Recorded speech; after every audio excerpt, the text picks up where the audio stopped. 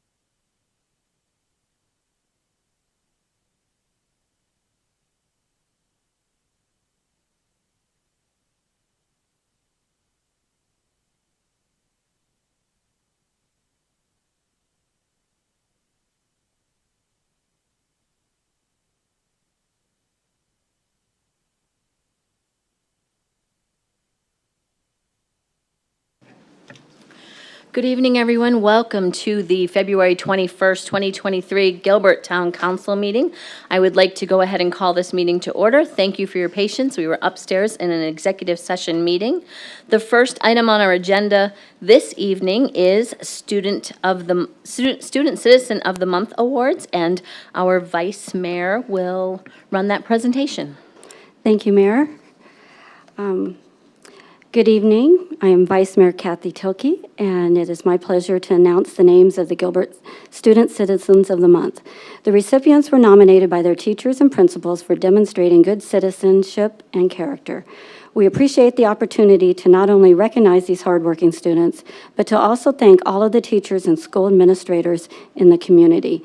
We appreciate all your efforts to educate and influence our young residents.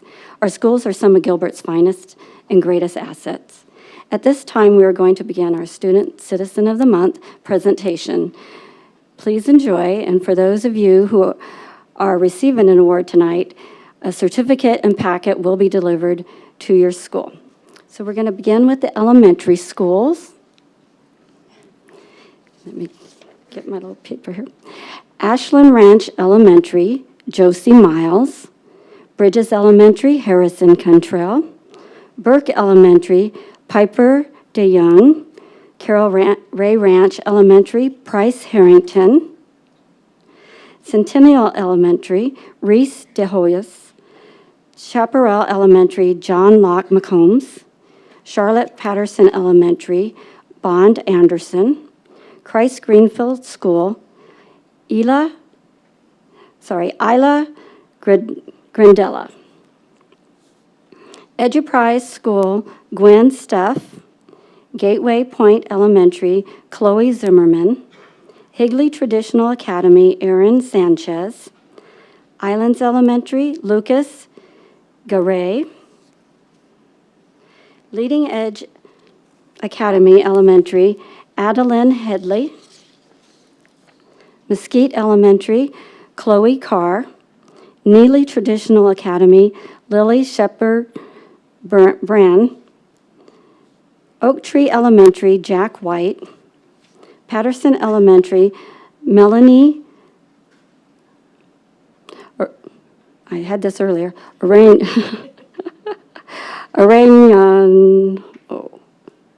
sorry. Pioneer Elementary, Jax Clare. Playa del Rey Elementary, Cameron Fowler. Quartz Hill Elementary, DeVry Bush. Riggs Elementary, Emily Anderson. Santan Elementary, Grant Jessup. Settlers Point Elementary, Jotham Apachito. Sonoma Ranch Elementary, Sofia Valenzuela Aguilar. Spectrum Elementary, Jade Casillas. Town Meadows Elementary, Kainoa Torbent. Val Vista Lakes Elementary, Olivia Cates. Weinberg Gifted Academy, Levi Ramsley. And now we'll honor our junior high and high school students. American Leadership Academy, Easton Oborn. Campo Verde High School, Daniel Zaka. Canyon Valley High School, Paige Davis. Cooley Middle School, Cooper Forster. Gilbert Classical Academy, James Pester. Gilbert High School, Dane Richards. Higley High School, Avery Jackson. Leading Edge Academy Early College, Kira Puristani.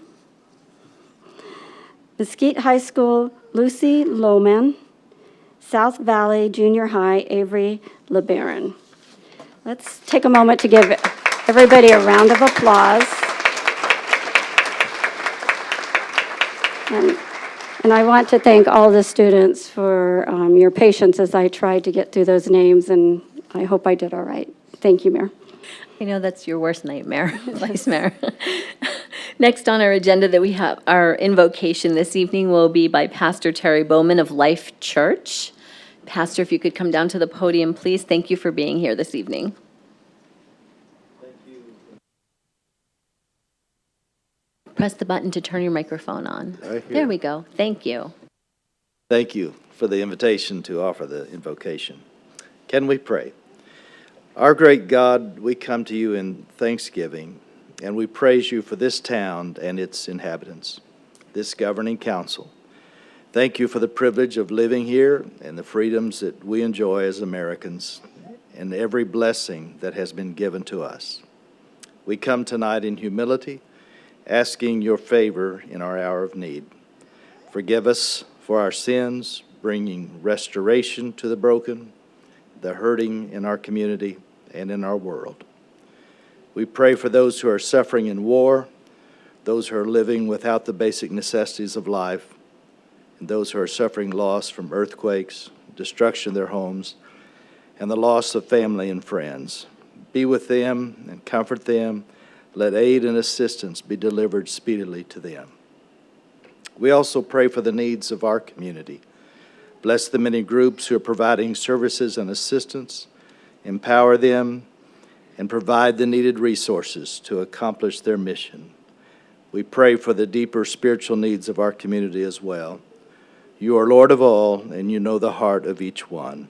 I pray for those who are filled with anxiety, that you will bring peace. For those who are suffering broken hearts, that you will bring peace and healing in their lives. For the sick and the diseased, that you'd bring help and healing.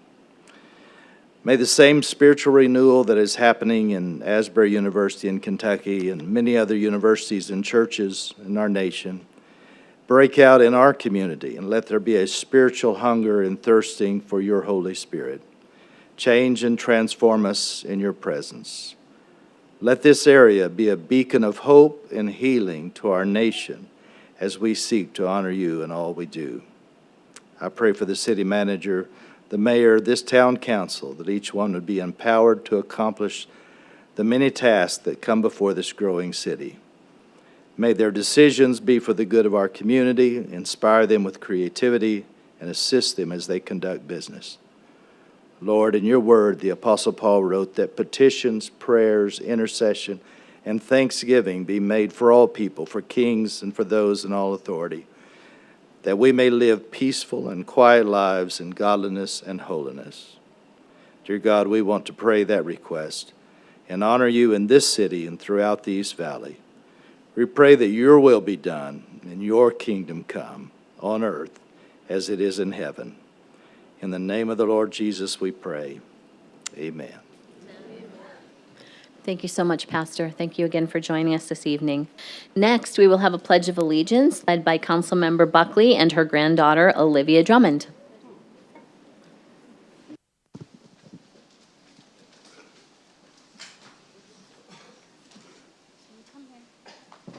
No, you're good. Keep going. Move up, move up, move up. Left hand. There you go. Hand over your heart. And nope, you face the flag. And you just talk. Talk in the mic. There you go. All right. Go ahead. You ready? I pledge Pledge allegiance to the flag of the United States of America and to the republic for which it stands, one nation, under God, indivisible, with liberty and justice for all. Good. Thank you, Olivia and Councilmember Buckley. Olivia is 7 years old and has a birthday coming up on February 27th. We hope you have an amazing birthday, Olivia. And thanks for joining us this evening. Next, we will have Town Clerk Herrera conduct the roll call, please. Mayor Bridget Peterson, Here. Vice Mayor Kathy Tilkey, Here. Councilmember Scott Anderson, Councilmember Chuck Bongiovanni, Here. Councilmember Bobby Buckley, Here. Councilmember Jan Kaprowski, Here. and Councilmember Jim Torgerson. Here. A quorum is present. Thank you very much. And now I will come down to the floor for the first proclamation of the evening.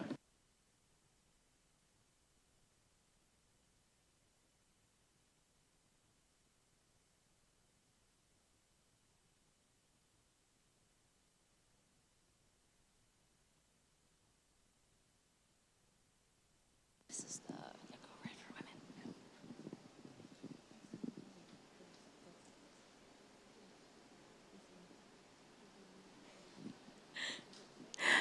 Good evening. Our first proclamation for this evening is the Go Red for Women Month. I believe there's somebody here to accept, there you are, to accept this proclamation this evening.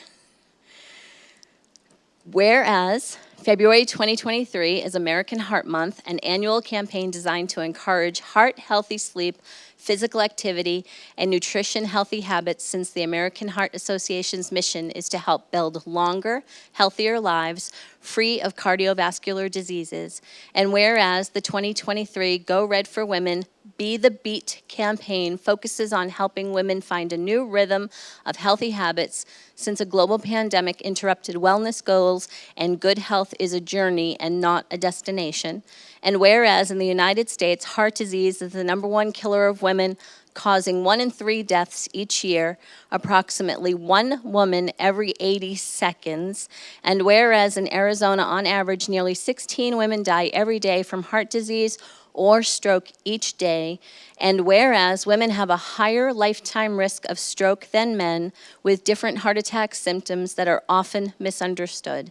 And now, therefore, I, Bridget Peterson, Mayor of the town of Gilbert, Arizona, do hereby proclaim February 2023 as Go Red for Women Month, and encourage residents of Gilbert to be a part of the American Heart Association's national movement to end heart disease and stroke in women.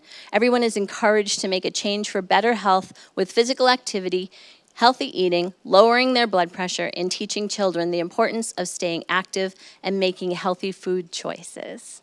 How are you? Thank you. Good. Nice to see you. I'd like to have you introduce yourself, Okay, please. great. Thank you. My name is Stacy Johnson. I'm a volunteer with the American Heart Association, and we do proclamations like this to build awareness about heart disease. You heard a lot of stats.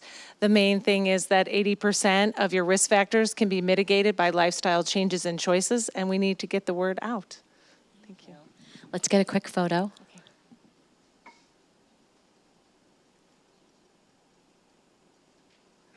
Thank you. Thank you so much. Next is it Sergeant Bill Campbell next. Sergeant Bill Campbell, if you would please join me down the front. Gosh, I can't believe I have to read this about Bill. Congratulations, Sergeant Bill Campbell. As mayor of the town of Gilbert, it is my I don't know if I'm going to be able to get through this. It is my distinct pleasure to express our heartfelt congratulations to Gilbert Police Department Sergeant Bill Campbell upon his retirement from the town of Gilbert. For over 30 years, Sergeant Campbell has dedicated his career to serving the town of Gilbert in the police department. It is with immense gratitude and appreciation that we recognize and commend him for his extensive and valuable service to the community. After successfully completing a 6-year tour in the United States Marine Corps, Bill Campbell was hired by the Gilbert Police Department in December of 1992. As a police officer, he served as a patrol officer, bike patrol officer, DARE officer, SWAT team member, crime suppression officer, and as a recruit training officer in the police academy. In 2007, he was promoted to the rank of sergeant and supervised teams on patrol, SWAT, crime suppression, and advanced training. The primary focus of Sergeant Campbell's career has been in developing the police department's tactical training. Sergeant Campbell's expertise in police firearms training, and throughout his career, he has built a reputation as a leading firearms trainer across the nation. Sergeant Campbell created Gilbert's Patrol Rifle Training Program, as well as the SWAT Precision Marksman Program. Sorry, I don't have my glasses on. Sergeant Campbell's Patrol Rifle Program, known as the Gilbert Model of Patrol Rifle Training, has been requested and shared with over 4,000 police agencies across the nation. Sergeant Campbell has served as the department's subject matter expert in firearms training since 2001, and in 2019, he was selected by Arizona Post as the chairman of the state's subject matter expert committee in firearms. Sergeant Campbell has received multiple awards and commendations through his career, including civilian honors with the awards of the Gilbert Chamber of Commerce Heroism Award and the Sons of the American Revolution Officer of the Year Award. Sergeant Campbell was very involved in the design and construction of the new public safety training facility, with special involvement in the design of the large indoor shooting ranges. Sergeant Campbell is retiring as the advanced training sergeant supervising all in-service police training and proficiency skills training in the Gilbert Police Academy. At the end of this month, Sergeant Campbell will retire from employment with over 30 years of service to the town of Gilbert. Despite his retirement, he intends to continue to serve Gilbert as a volunteer reserve officer, continuing to assist in training our police recruits and in-service officers. We wish him all the best in his retirement and future endeavors. In witness thereof, I am hereunto set my hand and have caused the official seal of the town of Gilbert to be affixed this 21st day of February 2023. Bridget Peterson.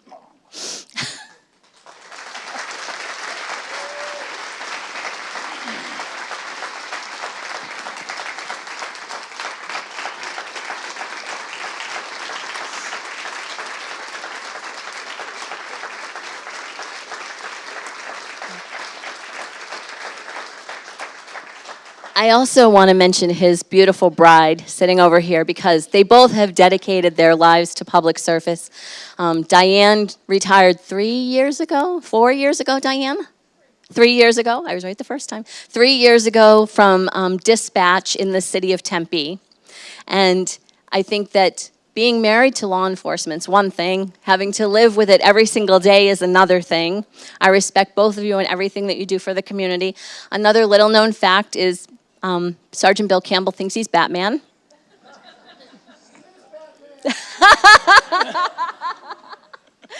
He is Batman, and actually, if you attended the Gilbert Police Department trunk or treat across the street, he was dressed as Batman, and Diane was dressed as Wonder Woman, and they make a wonderful pair when they are able to get out and do that within our community.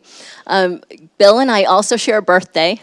Not the same year, but we're two of about 6 of us, I think. I think there's 5 in the police department that have the same birthday that we discovered. And he was completely instrumental in the ranges, and I'm so pleased that you held off your retirement to be able to actually teach in the public safety training facility, and that it came to fruition for you. I'd love for you to say a few words. I love Gilbert. I've been here forever, and I have this place, this city is rare. I teach all over the country, and I would tell you there are very few communities like this one. My heart is here. I live here. I've given my life to this town, and I am so proud and honored to have represented you around the nation and also to have served you as long as I have. Thank you. Let's get a photo.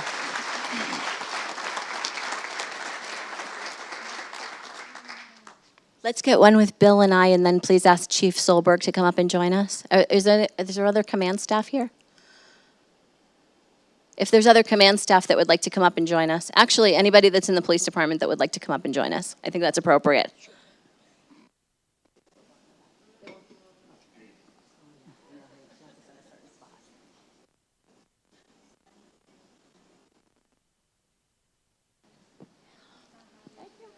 I know.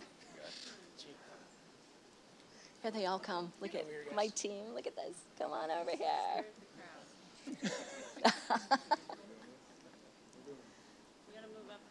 We gotta move up. Chief, Commander, Chief, Commander.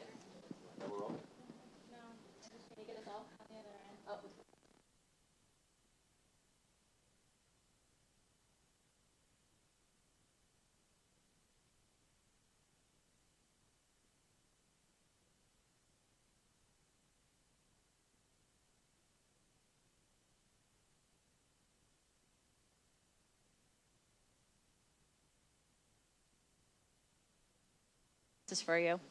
Thank you. You're welcome, Chief. Hold on, I have to go give your bride a hug.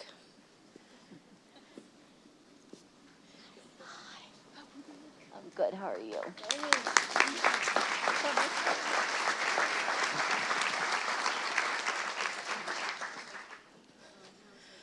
So next up is Light the World, correct?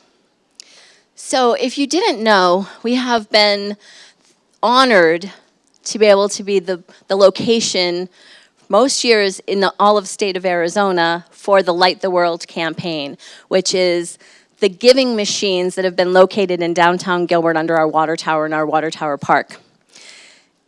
This year, there was a couple of locations in the state of Arizona, which was new, but we were still able to raise a lot of money. And I want to invite Fran and Steve Lauder up to give us a rundown, and I know they have some very large checks to give out to some very grateful organizations this evening. Thank you so much. Sure. Oh, here he is. Yes, Elder Lewis. Is the Elder Lewis tonight here? Yes. Yes. Elder Lewis. Bringing Elder John Lewis, Elder Lewis, all those good names too. John, would you like to tell them about the giving machines? Please.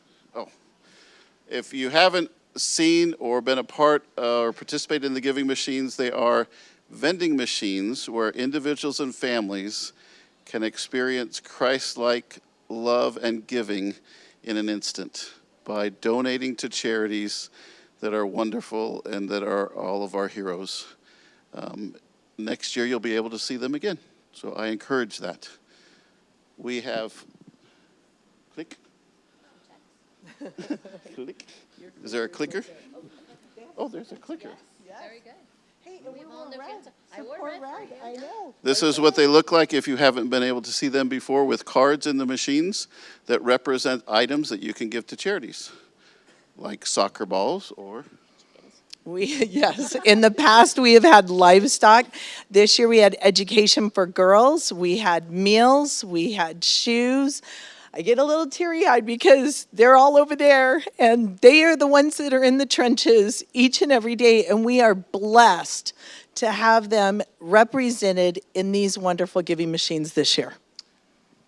We'd like first to thank all of Gilbert for letting us have these machines starting 5 years ago and then all the way through now, because they've grown and each year they've been better and better.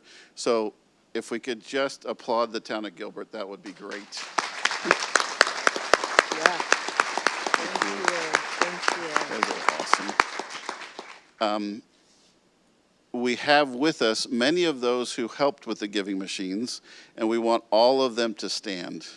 So you know who you are. Just stand up and don't sit down, because we know you. Do you want it? We'll point you out. Stand up. Stand up. All of our helpers. Stand up, Candace. Oh, sorry. Yeah. Everyone who assisted.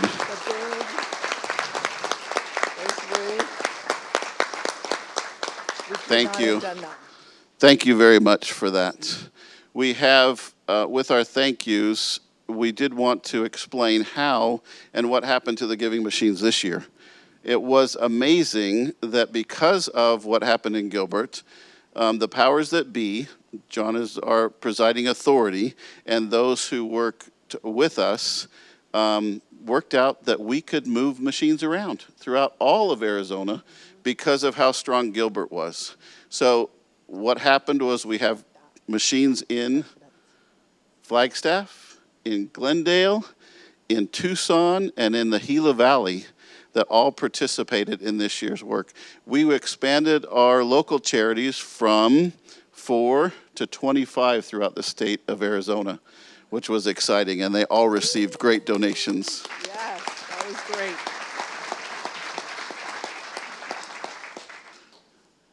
As we look at those donations, what we've realized is that we've touched over 650,000 people in Arizona and lifted them in one way or another, just in Arizona, through all the charities that that you've given to, and that those donations were made to, that's amazing as well. And we might be undercounting that. It could be close to 750,000 people that were touched by this donations, which is a lot. We raised in Gilbert. Here's your drum roll. You get to read it. You want to read it? Read it, Mayor. $1,038,274. Our Gilbert residents are very generous, I know. And I want to say something before I give the mic back to you. These folks, the Church of Jesus Christ of Latter-day Saints, put these machines out, and they send volunteers to them every hour that the machines are open. They pay for every cent of delivery. They pay for everything that has to go into the machines, taking the machines down, putting the machines up, every single bit of aspect they pay for, the church pays for. And every dollar that is raised in those machines goes to the charities. Gilbert's machines had charities local to Gilbert. Glendale's machines had charities local to Glendale. Same with Flagstaff. They're not trying to donate all over the world necessarily. There are some national charities involved, but for the most part, you are going to see the checks handed out to the local charities that are right here that we talk to and deal with every single day to affect those 650,000 lives. Yes, I know you won't say some of that, We love to support that. Elder Lewis, would you like to read the worldwide total? Oh my gosh. And then $6,200,000. And $1 million in Gilbert. That's a lot for us. There were 25 other cities that were a part of this. And so our representation is pretty good. So including cities like Kansas City and big cities in California, Las Vegas, yeah. No competition here. Just a little. Here are some of our charities. As you see, our 5 local charities, and then African Girls Hope, which is our national charity. We'll be bringing them up in just a second for their checks. We'd like to, we let it out of the bag. Can't go back. Go back. We'd like to bring up one other member of our team who represents all of the missionaries who helped, hundreds of missionaries that helped, and that's Elder and Sister Cook. If you could come up and join us and be a part of this, President and Sister Cook, sorry. All right, first charity, baby. Here you go. Here we go. You want to announce it and I'll give it? Yes. Okay, you announce it, I'll get this. All right, our first one is House of Refuge. So if House of Refuge will make your way down here. And our total for House of Refuge is, Kayla, you want to read it? $73,743.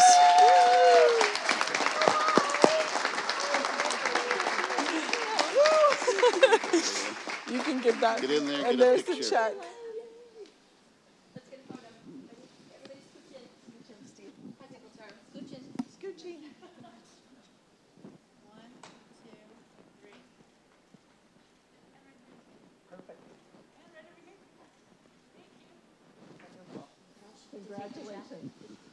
She gets to keep the check and take it with her.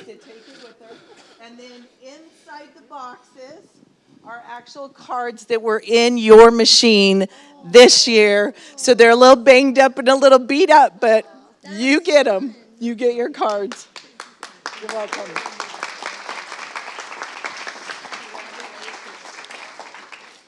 Okay, the next one that is coming up is Special Olympics.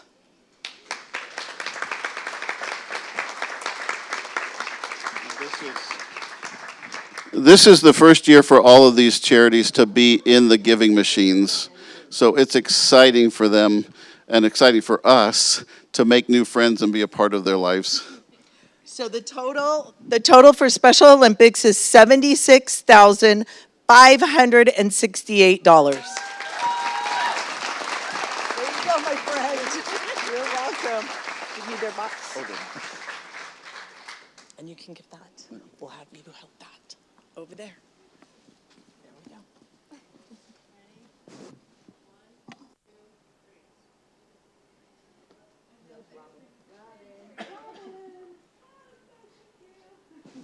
Everywhere, Robin's everywhere. Thank All you. over the valley, Robin's there. Our next one is Ascend. Ascend. And your total. Yeah, this is a big one. Trinity. $101,350. There you are, my friend. You're welcome. Thank you. Oh my gosh. Unbelievable, you guys. And the newbie, Ariel. She's new. She's new. You want to hold that?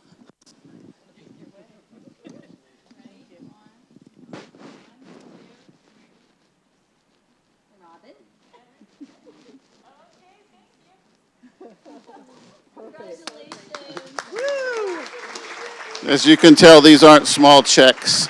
Now, on the top of the box that they're getting is also a Christmas ornament, a Light the World Christmas ornament that we'll give more of those to you so that you can hand them out to some of your volunteers too.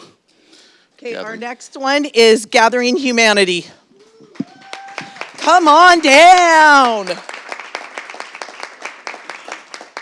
Okay, Gathering Humanity's total is $102,278. Woo!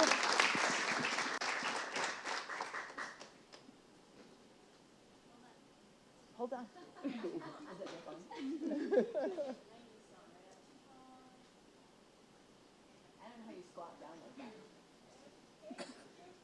Perfect. Thank you, Robin. Congratulations, ladies. Congratulations. Woo. Okay, this one is our international charity. This is the African Girls Hope Foundation.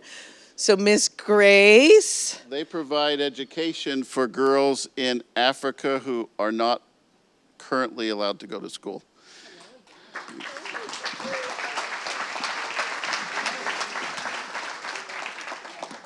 So their total is we have, House of Refuges, Gathering, 116,700.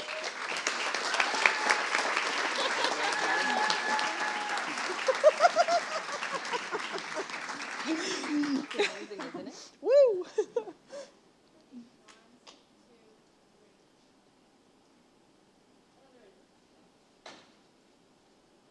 We got it. We got it.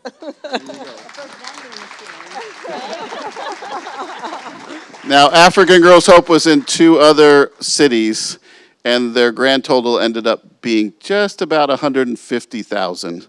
So we're thrilled for them. Let John get that one. Oh. And now, we would like Midwest Food Bank to come up. Not that there's a winner, but they're the last check, so.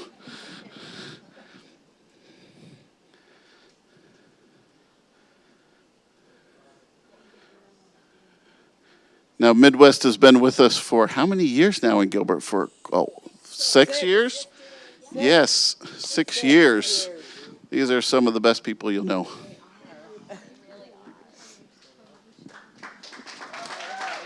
Do the clicker. So Midwest Food Bank, their total was $129,435. Wow. Make sure everybody's in. Yeah, are you guys in? Get in. Scooch in.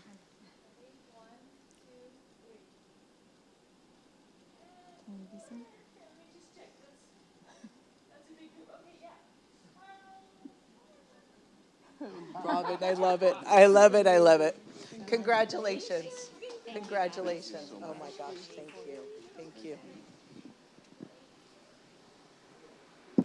And we've got an ornament for each member of town council. Thank you so much for allowing us to have these giving machines in this incredible and amazing town. And I have one complaint. You're tearing up our park. I know. So we got to find another place. So I think we've got Parks and Rec is out there searching for a very special place for us. So that's where we'll be next year. I think people will find your machines no matter where they are.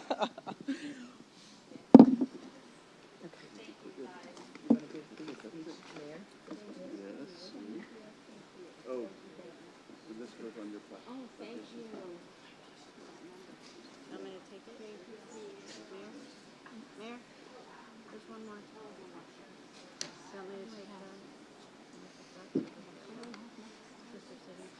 Oh, I don't have to do that down here. They'll come to the microphone.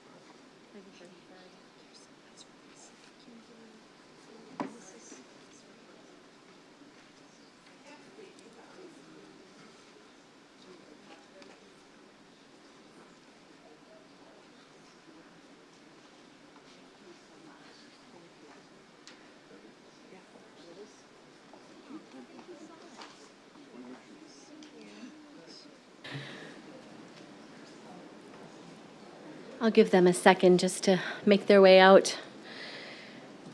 Next on our agenda, we will have a presentation from Gilbert Sister Cities. We have an annual update by the Gilbert Sister Cities Board, and tonight that will be by Christina Sanchez. Hi, Christina. Turn this on. Hello. Is there a clicker?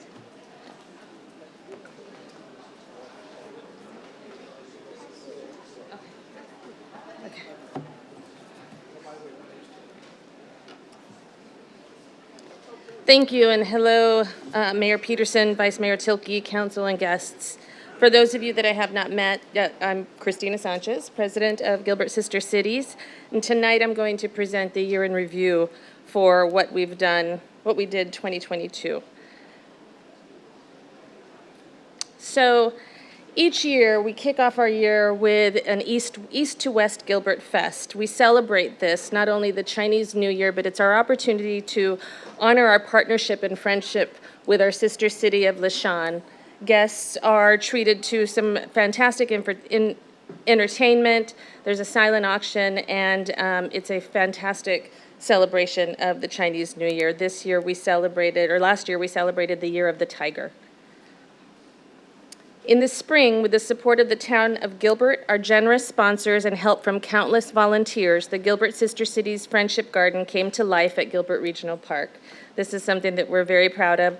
The garden honors the diversity and rich culture of the global friendships shared between the town of Gilbert, Antrim, Newton Abbey, Northern Ireland, and Lishan, China. Here's an early drone picture of the garden. It actually looks so much better now that the plants and trees have matured. If you haven't been out there, we invite you all to come and see it. It's a beautiful space and wonderful place to reflect, meditate, or just take in the beauty of our desert. With regard to the garden and our ongoing partnership with the town, Greg Tilke will continue to partner with Parks and Rec to work on any ongoing maintenance, construction, or necessary improvements. One example is that we've noticed that the Chinese Bridge is showing some wear, and we discussed at our last meeting putting together a plan for either refurbishment or replacement of the bridge, and our generated funds from the garden event will assist with this project. We're currently midway through our 2023 Youth Ambassador application process. We will be sending 4 ambassadors this year to Antrim Newton Abbey, none to Lishan due to the restrictions by the U.S. on returning travelers from China. We felt it best to wait another year before sending ambassadors. In the meantime, we have recently met with our Lishan counterparts and are working on an art exchange, a student art exchange with schools here that will be showcased at an upcoming event in Lishan, China. We did, however, have 2 2022 youth ambassadors travel to Antrim Newton Abbey this past summer, and they also hosted their Northern Ireland counterparts here in Gilbert.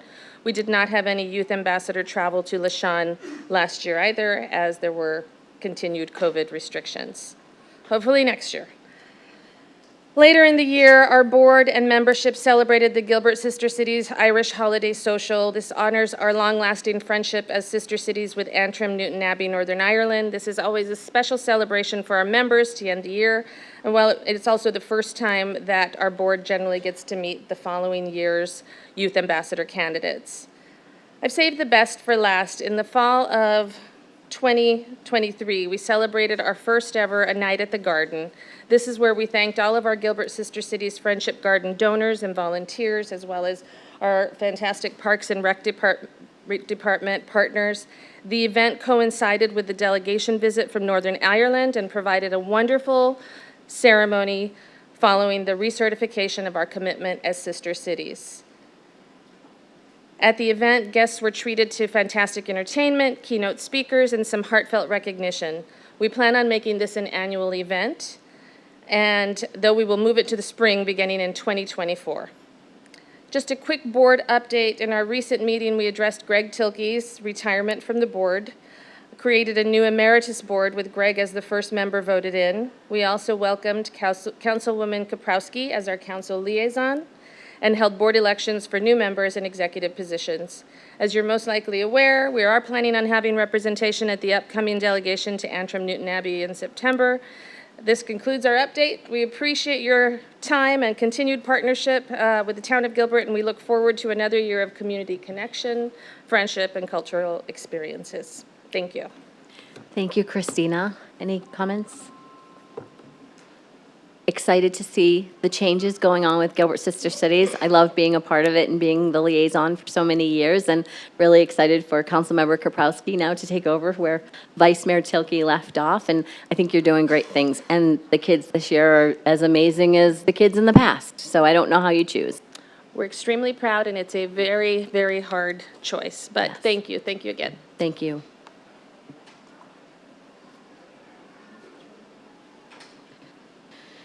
Before we move to communications from citizens, Vice Mayor Tilkey asked if she could move her comments from council member to the start of the agenda. So Vice Mayor, please. Thank you, Mayor. I think we're going to, there it is.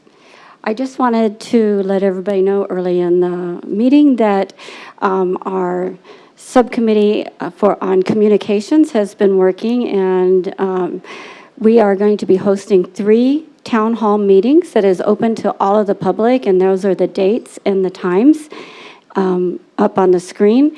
Also, we are conducting a townwide survey to get feedback from all of our citizens, and there's a QR code there. In the back, there is a flyer if you'd like to take that. If you can't attend the meetings, please take the survey.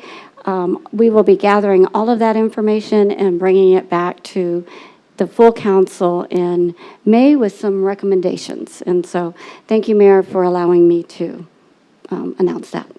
Thanks for sharing that information. And now communications from citizens, so you're up again. Great. Thank you, Mayor.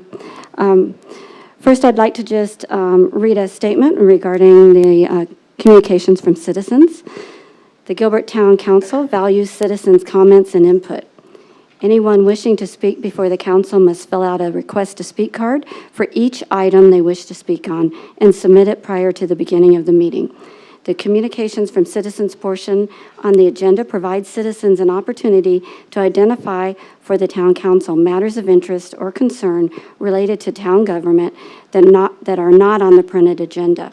Under the provisions of the Arizona Open Meeting Law, the Town Council is prohibited from responding to issues that have not been properly noticed. Therefore, the Town Council may only listen to citizens who wish to address them on non-agenda items. At the conclusion of the open call to public, response is limited to individual members of the council responding to criticism made by those who have addressed the public body, asking staff to review a matter, or asking that a matter be put on a future agenda. When your name is called, please come forward to the podium, state your name and place of residence, and then begin speaking. All speakers are expected to observe common standards of decorum and courtesy. Personal attacks, political speeches, or threats of political action are inappropriate in this forum and will be grounds for ending the speaker's time at the podium. The first person to speak this evening is Steve Cisco. So if you would come up to the podium, and following will be Brandon Riff, and you will have 3 minutes that will begin, and you'll see that on the clock. All right, more than enough. My name is Steve Cisco. I live in the Carriage Lane subdivision. I've been a Gilbert resident for 18 years. For 2.5 years, since August of 2020, a high-volume, for-profit batting clinic has been operated by my next-door neighbor, I'll leave his address out, in violation of Gilbert licensing codes and noise regulations for residential neighborhoods. Nearly every day from 8 a.m. to 8 p.m., sometimes earlier, sometimes later, my family and other neighbors must endure the loud, unusual, unnatural, recurrent cracks of a bat hitting a hard baseball, the sound bouncing off of block fences and stucco walls. These cracks are well documented in the range of 85 to 100 decibels. We're constantly being woken up in the evening. Resting or napping during the day is impossible. I apologize if I sound frustrated and angry or a bit emotional, because I am. This isn't how I wanted to spend the evening of my 62nd birthday. We never know who's sitting in vehicles parked on the street for extended periods of time.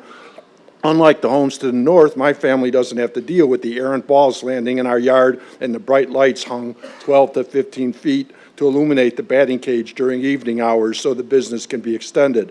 I think we'd have a hard time selling our home if someone heard this recurrent noise. The business owner claims he's operating a charity and not subject to licensing regulations or codes. The town states, based on a visit, that the owner claims his operation is for his son and the neighborhood kids. Both are simply not true. I've counted up to 12 customers a day, and the business averages 45 to 50 customers a week. I have recordings of his customers stating that they pay $70 or more for each 30 to 40-minute lesson. I've shared some of these recordings with town staff and I believe all yourselves, council members. When this business was starting up, the owner had a magnetic sign on his truck advertising Hitman baseball coach with his phone number. His Facebook page also includes a solicitation for customers. I've shared the name and address and phone number of 2 additional individuals whose homes on Santa Rosa border this business on the north. Both have stated they are impacted by the business. One of these individuals was supposed to be here with me tonight. I don't know if he is. I'll close with, and this business needs to be licensed, which will solve the noise problem because it can't exist based on the codes I interpret. What reasonable person would honestly believe that charging for a service week after week, month after month, year after year is not operating a business subject to licensing and codes? I'll tell you, only someone trying to get away with ignoring Gilbert's licensing and code regulations and avoiding payment of taxes. That's who.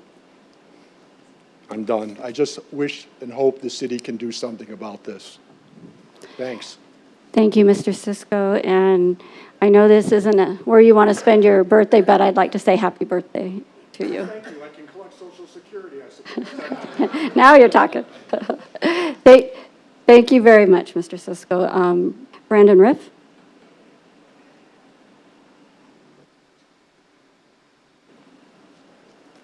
Good evening, Mayor and Council. For the past 3 years, groups of teenagers and some young adults have and continue to terrorize Morrison Ranch residents and local stores. A few dozen teenagers who are underage, unlicensed, and uninsured are ripping through our parks, common areas, and residential streets with unregistered, uninsured, and not street legal dirt bikes in a dangerous and reckless manner, destroying property and depriving people of the peaceful enjoyment of their homes. Some residents have become so frustrated by all of this, they're now resorting to vigilantism. Someone pounded nails into a sheet of plywood and buried it under the grass by the silos, hoping it would pop their tires. Problem is, all of our children run and play in that field. If a child were to fall, it could kill them. And if they caught whoever did this, to my knowledge, the answer is no. Over the past couple years now, we've had our home and vehicles vandalized, dumpsters set on fire in front of our home, commercial-grade explosives detonated next to our home, bolt cutters used to shut off our power, indecent exposure, public urination and defecation, drag racing, reckless driving, drug use, drug deals, and multiple assaults. In one example, teenage thugs held down a younger boy and proceeded to shoot him repeatedly with high-powered air guns, leaving his body covered with bruises and welts. Just 4 days ago, my neighbor and I witnessed a truck drive through the grass by the silos, trying to run over a bunch of kids. I ran over to help, and luckily he missed and everyone was okay. While standing outside waiting for the police, a different vehicle pulled up and shot me right in the face with water and some sort of mace or pepper spray. It took 90 minutes before we finally saw an officer. Then, despite providing the officer with a plate number and high-definition video of both crimes being committed, to my knowledge, no arrests have been made. No one has been held accountable. Taking 90 minutes to respond to an emergency call is unacceptable. The taxpayers deserve to know why this happened. I ask the mayor and council to please seek out some answers. To be clear, I place zero blame on the officers who bravely and selflessly serve our community. I do blame these soft-on-crime policies that give criminals the upper hand and leave law-abiding citizens vulnerable and at risk. I do blame misguided policies that make many officers afraid to even do their jobs because they don't want to get in trouble or get fired. Take a look at the About Us section on the town's police department website. All you'll see is a bunch of negativity, not much positive or in support of our amazing police officers. Who, seeing this, would want to work for an organization that focuses on everything police do wrong and nothing about the critical role these heroes serve in our communities? The policing policies seem to abandon traditional justice, as in enforcing the laws, maintaining order, and keeping people safe. The current mission talks about holding police personnel accountable for their actions, limiting exposure to liability, maintaining transparency and focusing on professional reputation for professional excellence. Respectfully, that's one of the worst mission statements I've ever heard. Whatever happened to protect and serve? The mission for our police department literally says nothing about public safety. We can and must do better. Enforcing the laws for the sake of public safety needs to be top priority and the core element of the mission for the police department. Let's get back to protect and serve and restore law and order in Morrison Ranch. Thank you. Thank you, Mr. Riff. Mayor, with that, that is all of the communications from citizens we have. Thank you, Vice Mayor. Now on to the consent calendar, and you'll be handling that also. Thank you, Mayor. We have one request to pull item number 7 and by Councilmember Bongiovanni. So with that, I'd like to make a motion to approve the consent calendar items number 5, 6, 8, 9, 10, 11, 12, 13, 14, 15, and 16. I have a motion by Vice Mayor Tilke. Can I have a second? Second. I have a second by Councilmember Anderson. Please vote.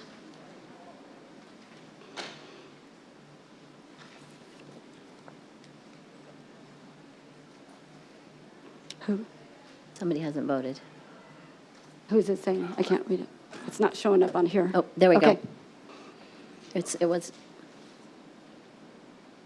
Motion passes 7-0. Town staff, last meeting, I had the voting board on here, Yeah, so it's I not could see showing. it, and this time it was not, so I couldn't see who was not voted yet. Thank you. Now, Oh, yes. Item number 7, Councilmember Bongiovanni. I just want to make a couple of comments about item number 7. Many times people talk about, have concerns about government spending and we're spending too much money, and I agree in many things that we do, but rarely do we hear about behind the scenes and some of the heroes that we have behind the scenes here. In this project, they put out a RFP, initial RFP, that came back at about $1.3 million. And the staff said that was way too much. So they waited, put a second RFP, which came back at $980,000 at a more than $300,000 savings. If we would have gone with the first RFP, the contingency they'd be asking for would be about $537,000 instead of the $235,000 that they're requesting from the contingency fund at a lower rate of the second RFP. So I just want to commend Parks and Rec and Purchasing Department for protecting Gilbert taxpayers. And with that, I want to put a motion in to approve the general fund contingency in the amount of $235,703. Motion by Second. Councilmember Bongiovanni. Oh, Second? second by Councilmember Kaprowski. Please vote.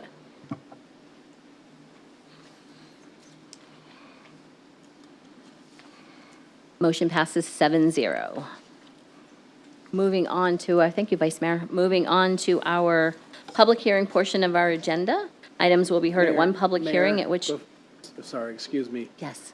I believe the motion that Councilmember Bongiovanni said was to approve subsection B, the contingency. Did it also include A, the approval of the contract? If not, could we clarify that? Correct, yes. Would you like a second motion for Second item motion 7? for item 7A. 7A. Just to clarify. Okay, so motion to approve 7A also. I have a motion by Councilmember Bongiovanni, second by Councilmember Torgerson. Please vote.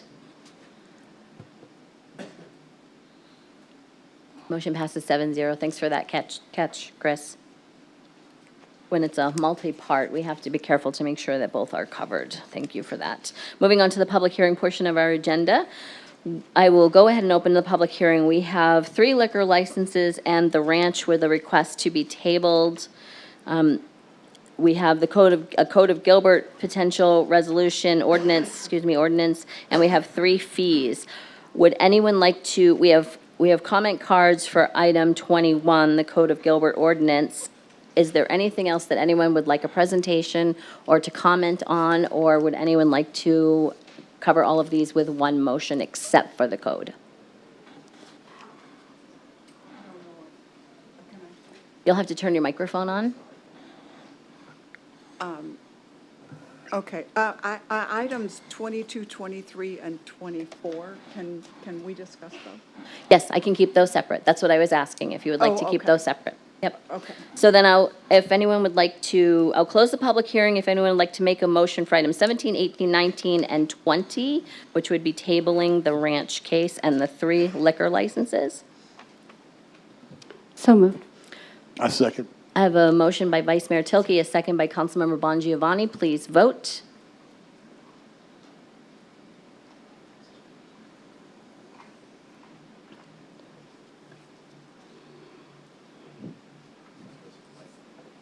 Motion passes 7-0.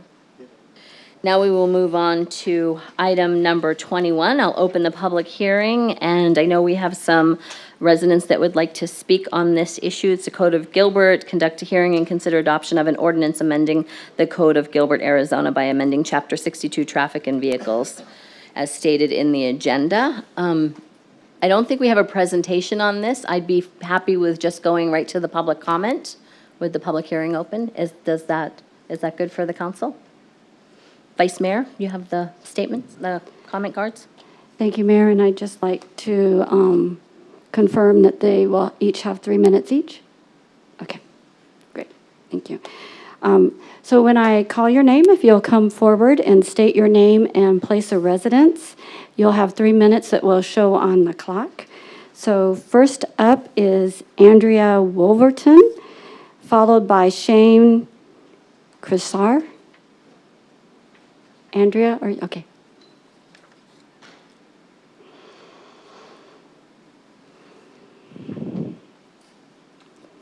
And I think you have to turn the microphone on for, yeah. There you go. Mayor, council members, I was here, Andrea Wolverton, I'm a resident of Gilbert. I was here August 9th. The then city council or town council was questioned about the light rail or commuter rail. We, the citizens, were told unequivocally that the town of Gilbert was not looking to put in a light rail or a commuter rail, even though countless studies on such had been completed. We were assured that nothing of the sort was being planned. Imagine my dismay to hear that commuter rail was on the calendar again for tonight, just 6.5 months later. I hate being lied to. I absolutely hate it, especially to my face. I need you to do better. I need you to be better and not lie to us. It's why nobody believed you when you told us that it wasn't going to be on the calendar ever in the future, that it wasn't being planned, and here we are, 6.5 months later, talking about it. That's all. Thank you, Ms. Wolverton. We're going to ask that we do not clap during this presentation. We want to ensure that every speaker has the opportunity to come forward. And I believe this is Shane, is that right? Yeah. Okay, thank you. Mayor Peterson, council members, my name is Shane Krauser. I'm a resident of Gilbert. We live over on Greenfield and Pecos. We've been here for nearly 2 decades. We've raised all 6 of our children here in this community. And we have deep roots in this community dating back to 1981 with our family. And I'm here to speak in support of the amendment to Chapter 62, which would prohibit local funds from being utilized to fund or maintain a commuter rail or light rail. And 2 reasons I want to speak to just briefly. Number one, this is not something that the taxpayers wish to support. And if a light rail or commuter rail were to be implemented into this town, taxpayers would in fact pay for it. And I think it's important to look at other places that are equivalent in size and density and population to Gilbert. You can look at Pittsburgh and Cleveland. We are a town of about 70 square miles. Cleveland is about 60 square miles, and Pittsburgh is about 60 square miles. All of these places have a population of around 250,000 to 350,000 people. When you look at what goes on in Cleveland and Pittsburgh, every time someone steps on their commuter rail or light rail, they are losing about $3 per passenger per ride. That is incredibly expensive. My source for that is the Hamilton Project, where you can look at commuter rail and light rail systems throughout the country. So there's no question that taxpayers would ultimately pay for this, and we don't want to pay for it. And so we're asking that you support it as step one, this ordinance, to ensure that local funds, our funds, will never be used to support this. Number two, I would ask almost rhetorically, if this is such a great idea, why not privatize it? This is an action that's taking place across the country. You can look at Texas, you can look at Florida, and you can look at Nevada.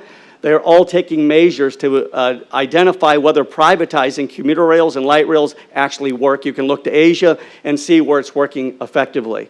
And the bottom line is we all know that in the town of Gilbert, there's no private entity that would come into this town and actually submit a proposal because it's a money suck, for lack of a better term. It would not make money, and as a result of it not making money, taxpayers shouldn't be on the hook for that. So we stand in support of the ordinance to ensure that local funds are not used for this, for a commuter rail or light rail. That's what I believe the citizens want. That would be good for Gilbert, and it would allow the government to actually step into its proper role in this capacity. Thank you so much.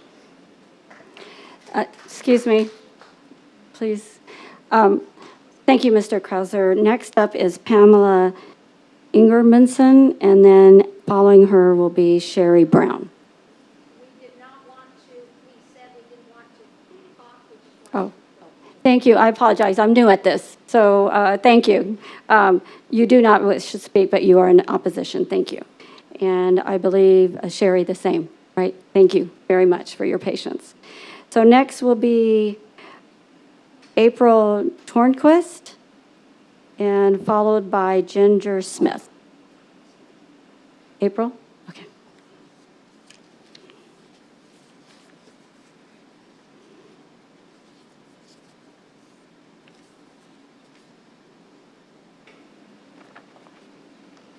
May I ask for a point of clarification? Yes. So by supporting this amendment of Chapter 62, that is to prohibit the funding for any sort of rail system. Is that correct? Okay. It's my understanding, yes. Thank you. And if you'll just say your name and place of I residence. apologize. I am Thanks. April Turnquist. I am a resident of Gilbert. I have been here for nearly 20 years, raised my family here.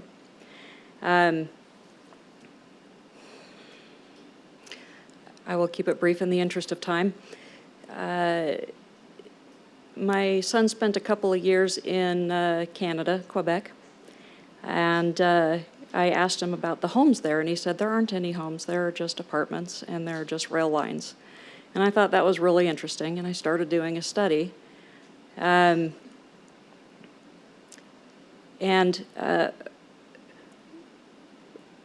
Researching freedom versus not free, socialism versus freedom. And the places that are socialist, the people don't own their homes and they ride on public transportation. We want to live in a country that's free. Thank you. Thank you very much, Ms. Torkist. Ginger Smith, and following Ginger is Aaron Accurso. Just state your name and place of residence, please. Thanks. Hello, my name is Ginger Smith, and I am a resident of Gilbert. Honestly, just my biggest concern with the light rail is the amount of crime that will be coming through it. I got the opportunity to take the light rail coming back from Sky Harbor one day, and when I sat down, my seat was wet, and I don't know what it was wet with. I've seen people that are intoxicated, possibly overdosing, homeless people, everything. Just, I don't want that near my children. We already have a huge human trafficking situation going on in this area. We don't need to add to the high risk of that. That's all I wanted to say. Thank you, Ms. Smith. Aaron Accurso, and then Amy Yentis. Good evening, Council, Mayor and Council. My name is Aaron Accurso, resident of Gilbert. I want to encourage the Council to approve this new ordinance without amendment. When it was discussed last fall, there was an attempt to amend it and water it down. We need to keep it as it is written with no amendment. You might be concerned about contracts that the town has already signed on to with regards to possible commuter stations, commuter rail stations, transit stations. I believe that the cost of breaking those contracts would be much less than the cost of the upkeep of those potential facilities in the long haul. And the cost that would be to the town is not just what is tax money or public funds. Those public funds are our funds, citizens' funds, the taxes that we pay. Taxes that we pay go to the town to support something that is subsidized, keeps us from being able to support something like the machines that we were talking about earlier this evening. I would encourage you to pass this amendment to make sure that any future council who wants to do studies on light rail transit stations or commuter rail stations in the town going forward, they have to actually vote to change this ordinance back so that they go on record and not just slide public funds going into studies and then also potentially entering into further contracts for this type of situation. So I do encourage, we don't want commuter rail, light rail, any of these type of transit stations in the town of Gilbert. And I think I'm speaking for quite a majority of our town residents. Thank you for your time. Thank you, Mr. Accurso. Amy Yentis, you're next.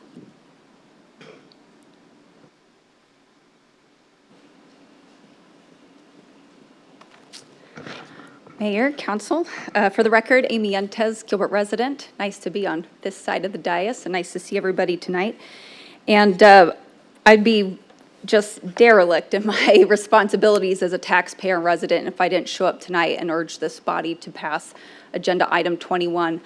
I think it's very important that this community is proactive when it comes to this policy, and there's a lot more of transparent discussion to be had. But one thing is we need to be honest about whether we think this is really something that could come to the community, and I think 100% that we need to be truthful that the fact that the powers that be and the jurisdictions involved in making these decisions absolutely are putting the pieces together to have this line that runs from Tucson up through Queen Creek and Gilbert into Phoenix to fruition. It's in the governor's budget. It's only $7 million. Sounds like just about enough money to throw at consultants to grease those palms. But the other aspect of that is the federal government is offering hundreds of millions of dollars. And so we can see these, I can see these elements coming together. This is going to be a reality. It's something that the community is going to have to deal with. So then the question that you can ask yourself is,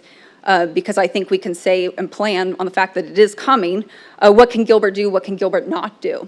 And those are important questions to ask. One thing Gilbert can do is pass a proactive ordinance to make sure that, as a previous speaker said, Gilbert taxpayers aren't subsidizing this if we don't think it's right for our community, which I don't. Another thing Gilbert can proactively do is make sure that we're not building transit facilities that accommodate stops and boardings within our community for a various number of good reasons, policy reasons. But I want to address something else, which is, because it seems like the sands have shifted a little bit when this conversation has moved from, no, this isn't happening, to yes, it might be happening, but it's outside of our control. So then the question really is, this development agreement that was adopted back in 2008. And I want to make it abundantly clear that I think this language in this 2008 Cooley development agreement is quite plain about what Gilbert's obligation is.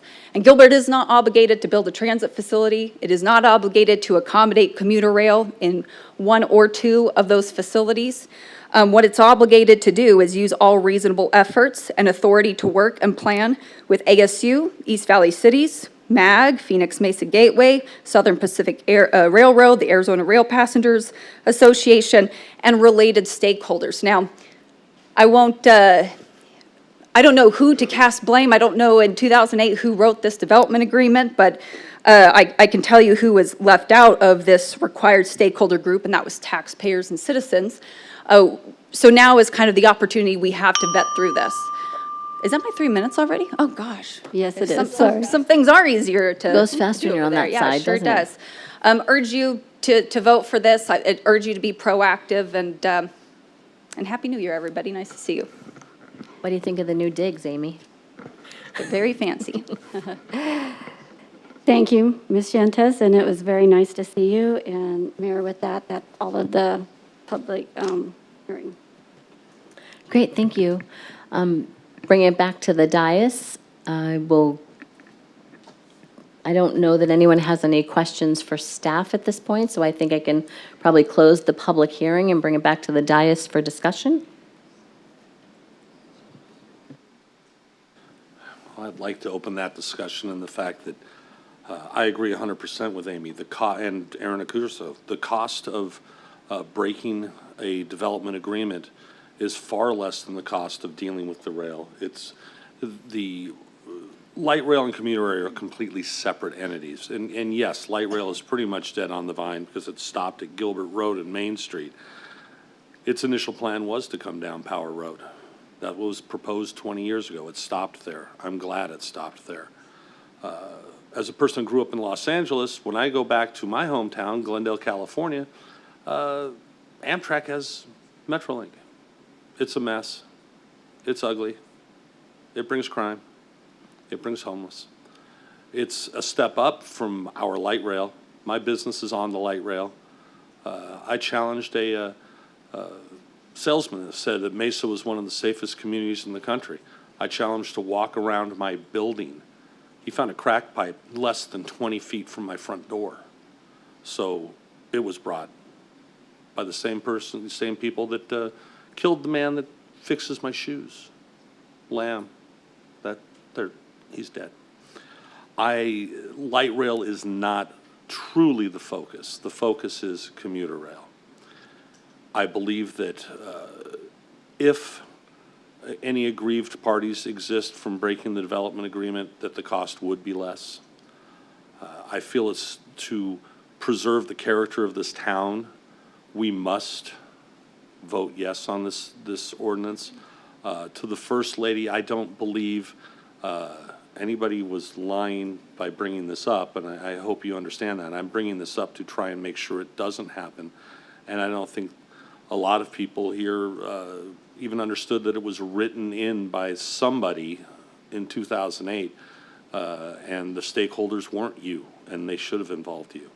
So with that, I very much am in support of this ordinance, this resolution, to not fund anything light rail. And I agree with Ms. Yentes that I don't really think it violates the agreement anyhow.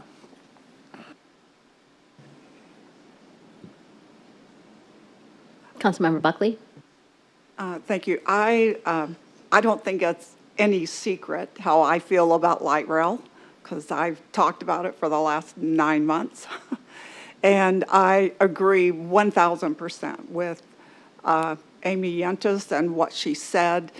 I do not think that Gilbert is a fit for commuter rail or light rail. And as Jim said, I don't think light rail is really the issue right now. But even if, you know, we've been told that commuter rail is not coming, we need to vote yes on this and make sure that if somehow it does get here in the future for us, for our children, for whoever, that no town money, no town funds will be spent on commuter rail. And again, I'm in full support of this, and thank you. So I want to make it perfectly clear that if we lose this amendment tonight, it does not mean that we're putting in light rail or commuter rail. I don't want any rumors going out that we voted, you know, this didn't pass, and that means we're building it tomorrow. Win or lose, I just want you all to know that your voice was heard, and it isn't over. And I'm not a farmer, but I live by some really beautiful horses down the street from me. I'm a city boy, and I know that if a snake has a potential to bite you, you don't talk about it. You find a way to kill it. And that's how I feel about this amendment, and I'm fully in support of it. Councilmember Anderson? I have a question for Chris.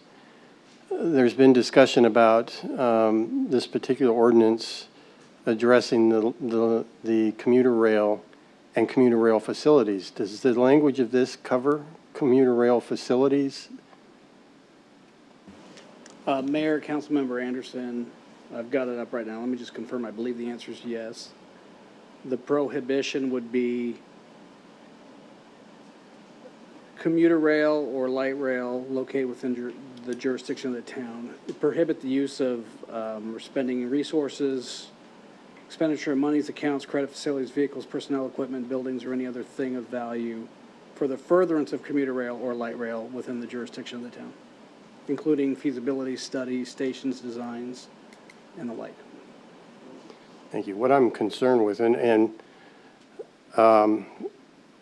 thank you for the clarification on the language. I was confused about that. But the thing I'm confused with, we were talking about good policy or bad policy. I can tell you what bad policy was.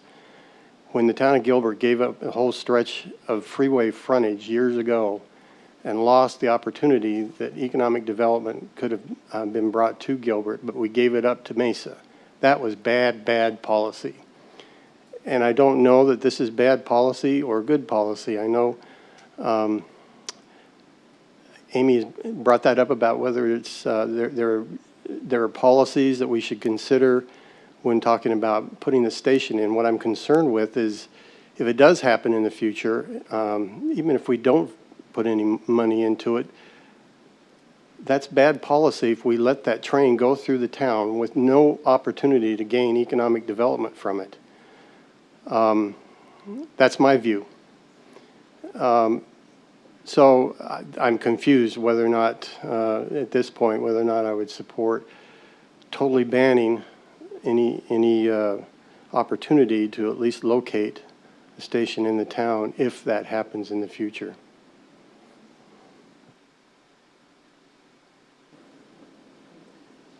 Councilmember Kaprowski? So I think the ordinance as written is too strict in its terminology because it says that no resources, including staff time, could be spent on this topic at all. And a big part of the leadership and why we sit up here as a representative body is to plan for our future residents. We can't plan in a vacuum or without the full spectrum of information. And we talk a lot about public engagement, but public engagement occurs during the planning process and during these planning studies. That's a big part of why they're done. To cut off the discussion about the future needs really shortchanges our citizens and the voters that we're elected to represent. When we think about other types of development that can come into the town of Gilbert where we don't have a lot of control, we think we can use examples like schools or religious facilities or even 5G infrastructure. We don't not talk to them. We work with them. Even though they can be built anywhere in our community, we don't ignore it. We work with them to reduce negative impacts and set standards that'll meet our community's needs. The future requires options, and I think that it's really important that we may not need or want passenger rail today, or in the future, but to completely remove alternative transportation options for our future and to not be able to even talk to stakeholders about what may come up in the future, it just limits the potential for Gilbert. As Councilmember Anderson mentioned, the economic development potential, it closes the door for opportunity. Cooley Station is 2 miles from ASU Polytechnic campus. It's a 4-minute drive. The Mesa Gateway Airport is 3 miles away from that area, a 7-minute drive.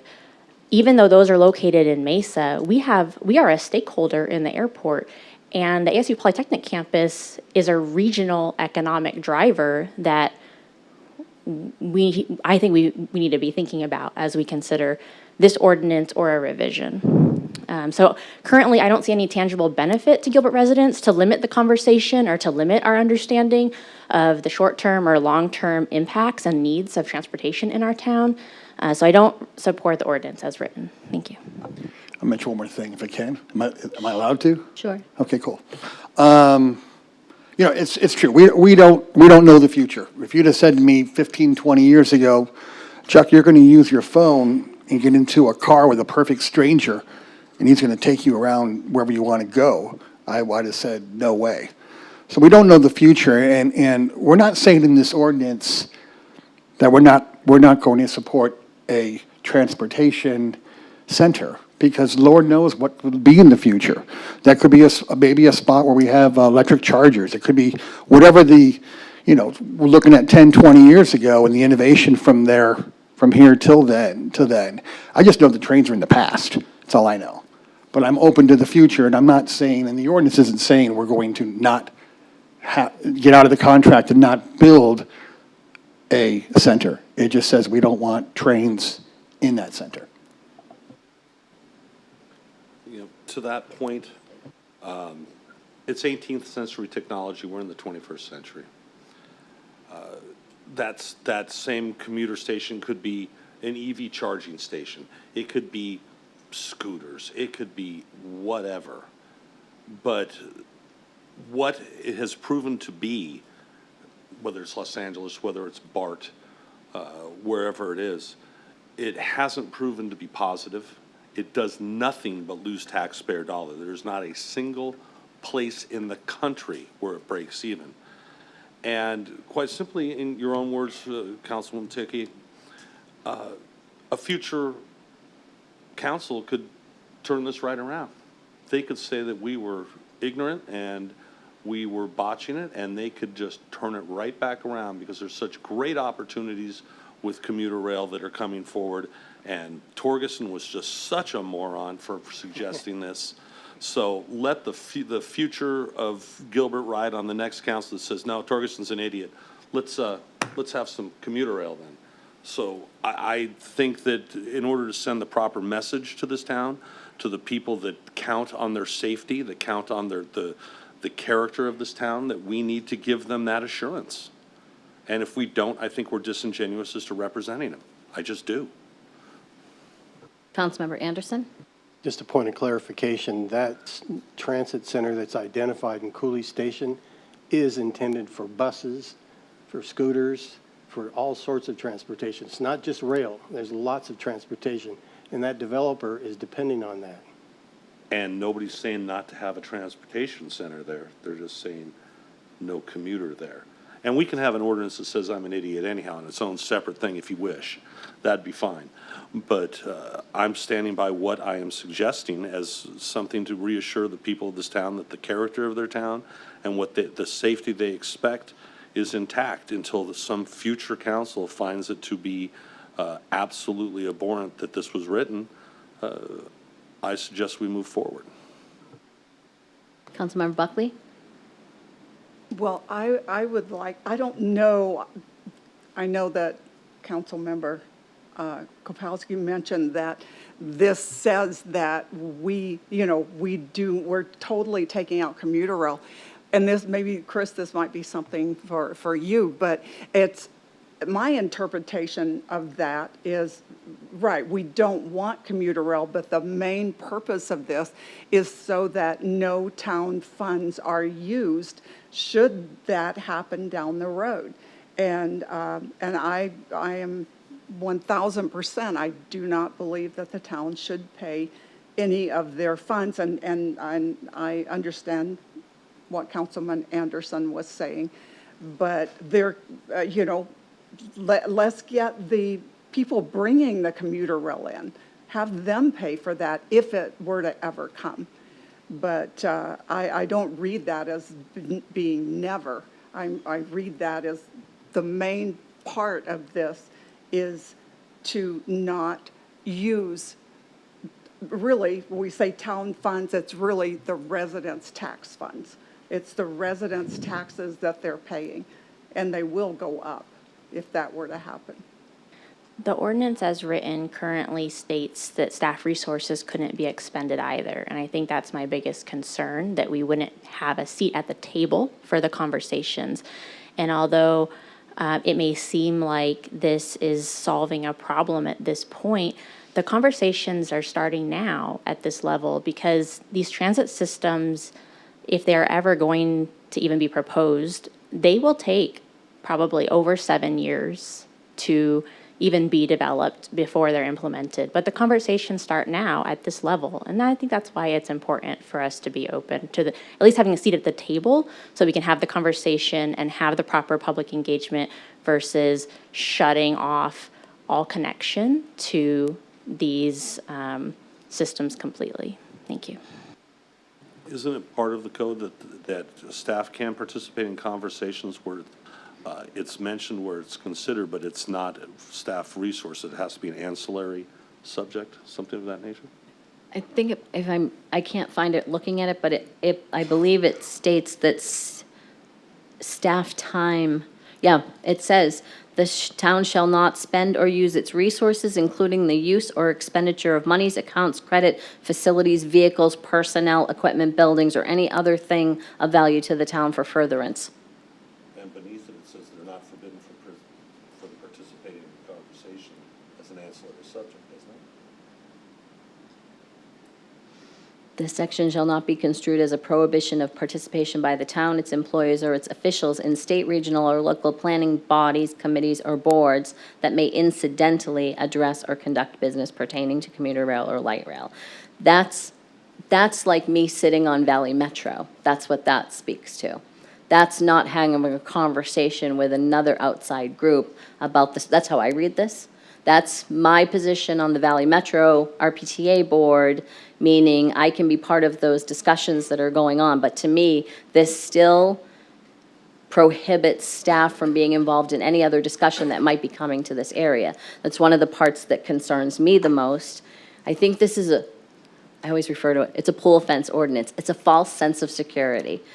No matter what we do here in the town of Gilbert, no matter what we restrict here in the town of Gilbert, Amtrak could use the rail that comes through the middle of Gilbert to put a passenger rail on that train, on that track, and run that train from Buckeye to Tucson and back again every single day. So this ordinance won't stop any of that. We can't put a tax into effect for commuter rail or light rail, which light rail's not even an option in Gilbert, without a vote by the voters, that's state law, to put a new tax in place. We're trying to govern something that already has restrictions on it. And I'm afraid that if we pass something, we're going to work ourselves into a corner. And my concern is, like Councilmember Kaprowski has stated, that we're not going to be able to plan. If that rail does come through Gilbert, how do we plan for how that's going to affect our community?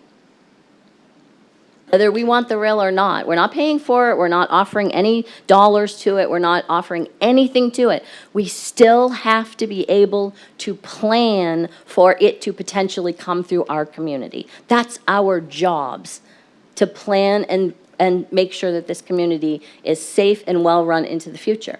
And we don't know what those items might be if we can't have the conversations, even with Amtrak.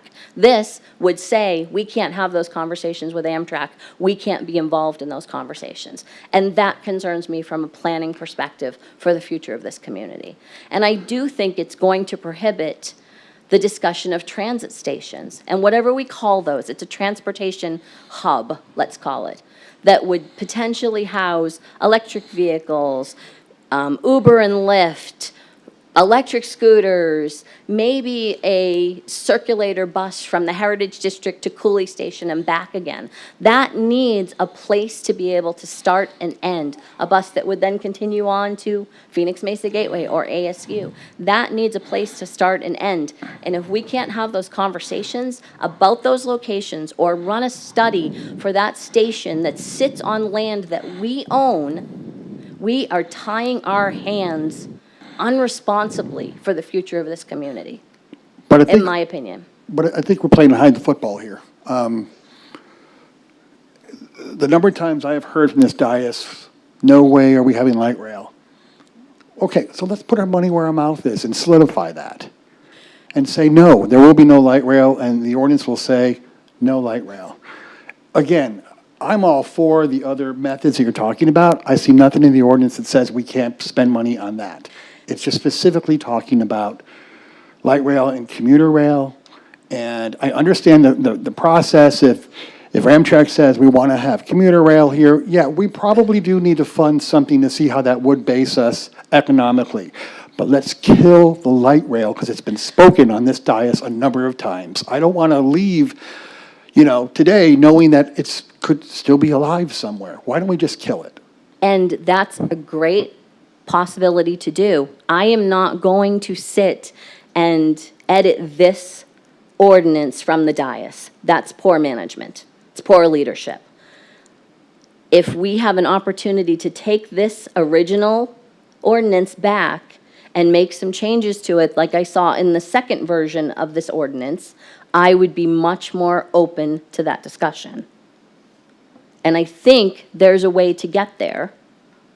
It's not by voting on this evening. It's taking this and working with it, just like we did a year ago, or almost 8 months ago, at the study session, and said, there are pieces of this that we are not comfortable with, that I need to look at a little bit closer.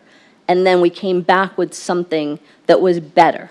And we never had the opportunity to talk about that because we were shut down by a technicality. And it just never came back. I think more of us were willing to discuss that evening, and we didn't get the opportunity to. And now we're being forced into making a decision on this tonight that we're not comfortable with. This is the original version that we were not comfortable with. Of course, we were sent this version sitting at the dais that evening too, so we didn't get a chance to even read it ahead of time. But I've seen past council meetings where I've been involved. We have changed ordinances or suggestions for ordinances before. The golf cart, or not, the go-kart thing was discussed on the dais. Changes were made from the ordinance from the dais itself. That's a planning case. It's a completely different kind of situation. This is something that we would need to tool into a little bit better version of this ordinance. And I would be happy to work on that. Okay. But I'm not comfortable with it the way that it is this evening. Well, again, to reiterate, it doesn't prevent the discussion of a transit station be clear about it, it limits the ability for light or commuter rail to be part of that discussion. It does not prevent it from being a transit station. And it can be overturned. If somebody finds something in the future, we see, I mean, Amtrak is just such a money loser. It's an insult to anybody that ever pays the diamond taxes. And it doesn't bring anything we want. And I stand on what I'm saying. It's something that the people of Gilbert don't want, and they certainly don't deserve the ugly end of it that comes with it. I'm never one to pass an ordinance that I don't think can be enforced or shouldn't have been passed in the first place. I am not for more government, and I think that we are sitting here trying to massage something into something that we can be comfortable with, and that is not the right way to do it from this dais. I would be very happy to say, let's continue this item and to come back with something that is much more manageable and workable that we can come to a consensus on. Okay. That's what I'm asking for. Right, but that being said, government wrote this agreement. Somebody was responsible for inserting that language in this agreement. And when you're saying you don't want my government to say, we won't do this, government created the problem. Jesus Christ, I have it on. You're on mic, you have your mic on. Wow. While Just, wow. And it's been so long that it actually turned off the mute. Sorry about that. I'm just saying that we've gone 8 months so far, and there is nothing wrong with taking this version back and working with it to come to a place that the majority of us can feel comfortable with. I was much more comfortable with the second version of this that we saw, and you chose not to bring the second version. You chose to bring the original version that we all sat at the study session and said, we are not comfortable with this version. I would be very willing to take this version back and work with it to bring it back to a place that I think everybody would be comfortable with, and we can make sure that it's worded properly. That's what I'm asking. And we don't do that from the dais. But we can also call the vote and do that You can make a motion. Well, Yeah. well, I want to clarify something before that happens, or doesn't happen. You were talking about Amtrak and the rails running earlier. I just want to clarify that we understand that. I do anyway. I think the other people understand that. That is federal. There is nothing we can do about that. And it's federal money that's used, but that doesn't mean that we should spend taxpayer money to build transit stations, stop and drop stations. And I realize you're saying that, you know, there can be other things, but with what follows, the rails like that, Amtrak, commuter rail, those stations may not even be usable for the everyday citizen. It's going to be a hangout for panhandlers or who knows what. So but I wanted to clarify that I know what Amtrak is, and that's not what we're talking about today. And that could come, and there's nothing we can do about that. But I just don't feel like we should spend taxpayer funds for transit stations or on anything that has to do with commuter rail or light rail. But what you just said was on transit stations, and I just made the point that a transit station could be something completely different. And so that's what I'm concerned with. I want to make sure that this is worded properly, that we can still be able to do the things that we need to do for planning in the area, especially when we're talking the Cooley Station area. We have a responsibility to do that. We do have a development agreement in place. We have a responsibility for that. And it concerns me that we all can't decide exactly what this means sitting here tonight. I want to be clear about what it means before I vote on it. Okay, can we ask Chris what his legal version is of that? I don't mean to put you on the spot, but can we ask you on the resolution that's here, can we ask your legal opinion of that? Councilmember, I guess with regard to what?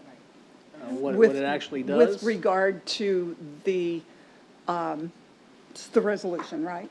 It's an ordinance. The ordinance, yeah, I'm sorry, I thought I said it wrong. Yeah, the ordinance for light rail that in there that specifies the main thing that we're wanting to make sure is that no taxpayer funds are used to, or will go toward any commuter rail or light rail, should it ever come, because I don't feel comfortable that it's maybe isn't going to get brought up again, and maybe it won't, but I'm concerned that it might get brought up again.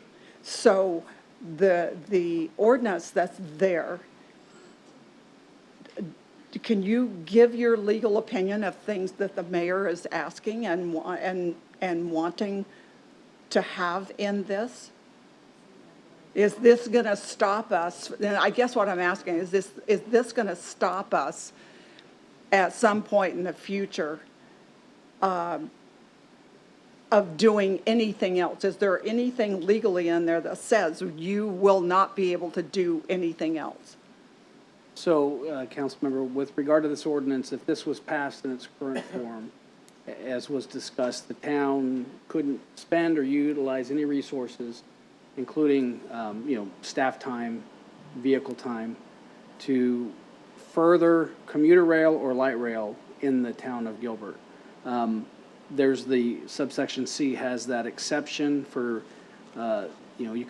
the town or the employees or officials, public officials could continue to participate in state, local, regional, local planning bodies, as was discussed.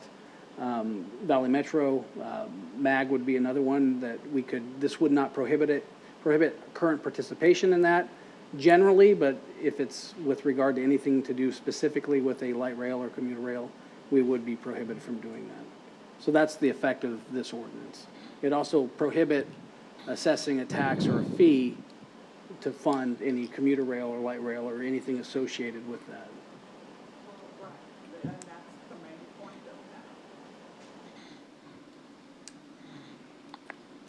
I'm 100% on board with not assessing a fee. We can't pass a tax without going to the voters to ask for a tax, so that's already taken care of under state law.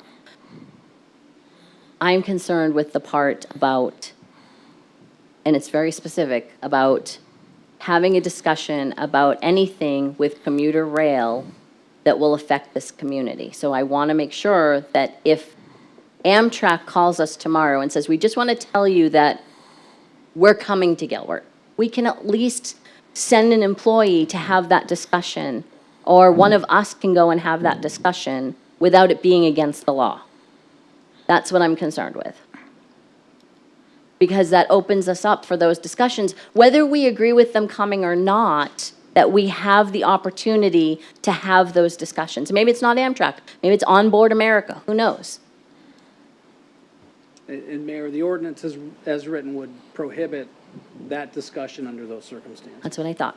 It would prohibit a council person that's not technically that's not per se a salaried employee. I guess we are in a sense. So it would prevent a council person from speaking to them?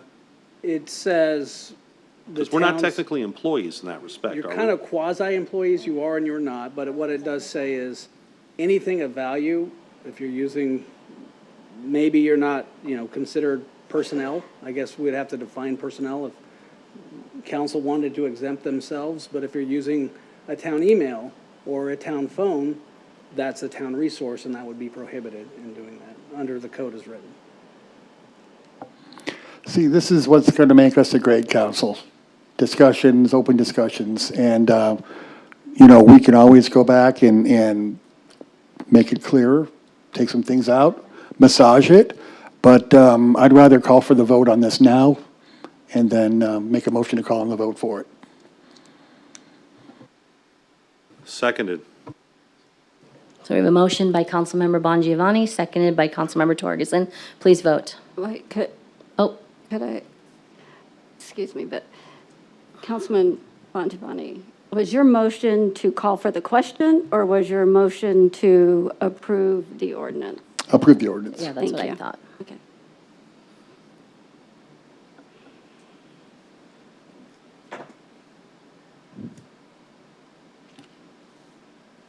Oh, this is a first. Oh, wait, I hit the wrong button.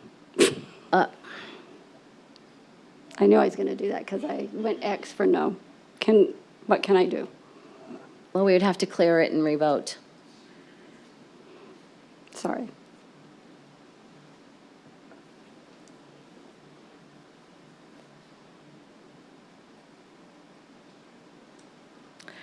The motion fails. No, 4, yes, 3.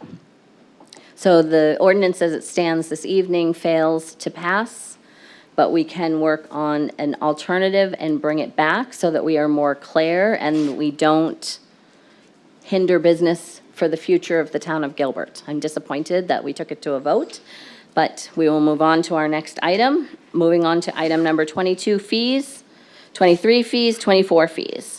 Open the public hearing on all 3 items. I don't think we have anyone to speak on those 3 items. I think we have some questions perhaps. Councilmember Buckley? I do. All the things, what I have seen is that there are two fees that are going to increase the utility rates. We have 3 here. We have number 22, 23, and 24. Do we have the amounts for each one of those? Staff? Mayor, I had asked if staff would be able to give a presentation on the 3 items. Would that satisfy? Let's start with a short presentation from staff then, since Vice Mayor Tilke had asked for that, so I think that they're prepared. And then maybe you will get your questions answered at that point, Councilmember Buckley. Okay. And if not, then you can ask your questions again. Okay, thank you.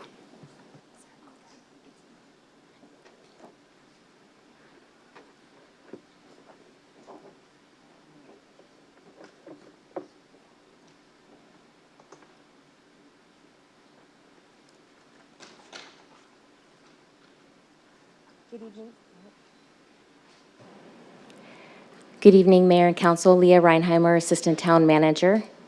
We will try to make this as short as possible, but there is a lot of information to cover.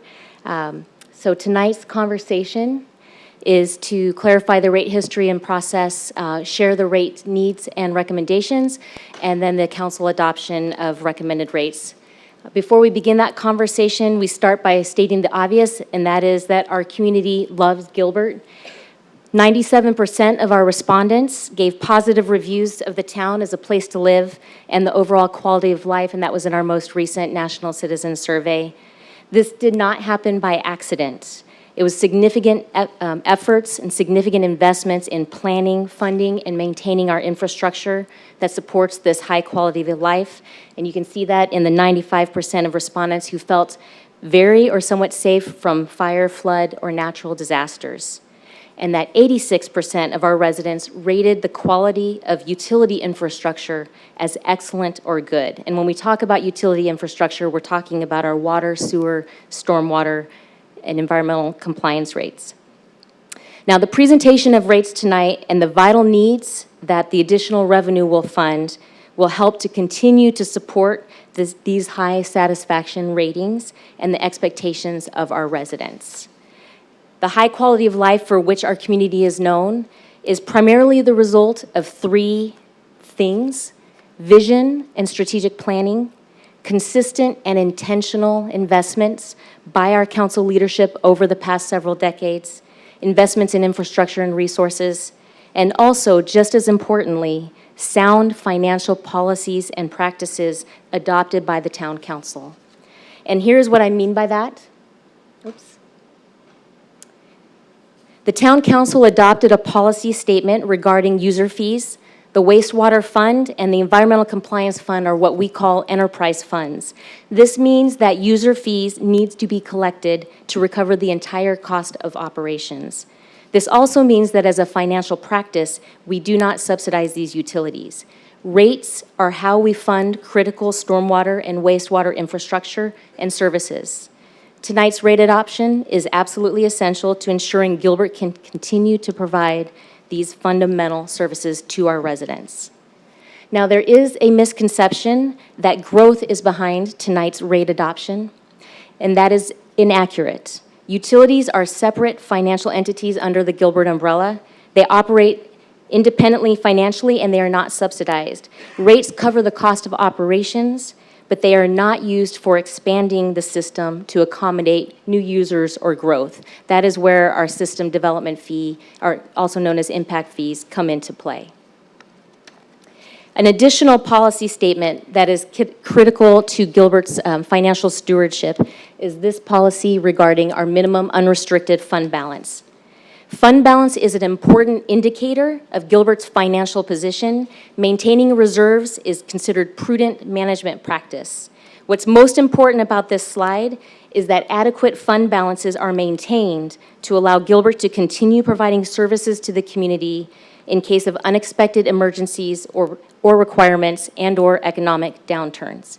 Maintaining a minimum fund balance is essential. So following these key policies is a key part of the reason that Gilbert is rated AAA on our bonds. There are less than 50 communities in the country that are rated AAA, and Gilbert is one of them. This elite rating enables Gilbert to secure the best interest rates when bonding, and if we stop following our adopted policies or take actions that indicate we may have difficulty repaying our bonds, that could impact our ratings and also the interest that we may pay on future bond issuances. So with the town's financial policies in mind, this evening's actions pertains to utility rates, and generally speaking, the town has 4 utility rates: water, trash and recycling, which we refer to as environmental services, wastewater, and environmental compliance, which encompasses our stormwater management and air pollution, et cetera. Now, depending on their needs, the utility bill that our customers receive will have between 2 and 4 of these utility rates bundled on their bill. There is some confusion as to if Gilbert just raised rates. Last year, in the spring of 2022, Council raised the water and trash rates, while leaving the wastewater and environmental compliance rates untouched.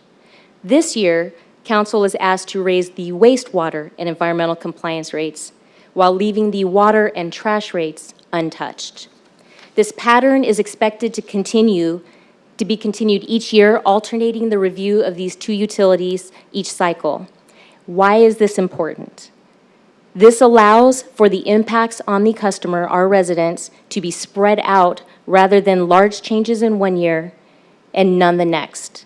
Previously, as you can see from this diagram, Gilbert went for many years without raising rates and, in fact, lowered rates in one area. This has contributed to the situation we are in today. The rate increases that are needed are now perceived to be even more pronounced because of the previous inaction. And unfortunately, the last 2 rate cycles have left the town without many options. However, the goal is that once we make these tough but mandatory corrections and catch up with the market forces that have been impacting these funds, the 2-year cycle will eventually lead us to more flexibility for how and when to enact future rate increases. In the meantime, at our present moment, we have to deal with what the historically minor and infrequent changes have occurred so that we can keep these services running at the level that our residents expect. Now, in a moment, Eric Brown is going to walk through the business case and data behind the rate adoption before you tonight. While that information is being shared, we know that top of mind for many of you and many of our residents is where does Gilbert stand in terms of our overall cost of service. So Gilbert has historically been one of the very lowest in the region, and we know this ranking is important. We also know that it is a top priority for the council and for our community that Gilbert has and continues to maintain quality infrastructure. I've often said there's a difference between being frugal and being cheap. The team strives every day for the former, and that is to operate at the lowest possible cost without compromising the integrity and the quality of the infrastructure that serves our community. We know that if we do not adequately fund the infrastructure, the long-term costs will be exponentially higher and potentially disastrous for our community.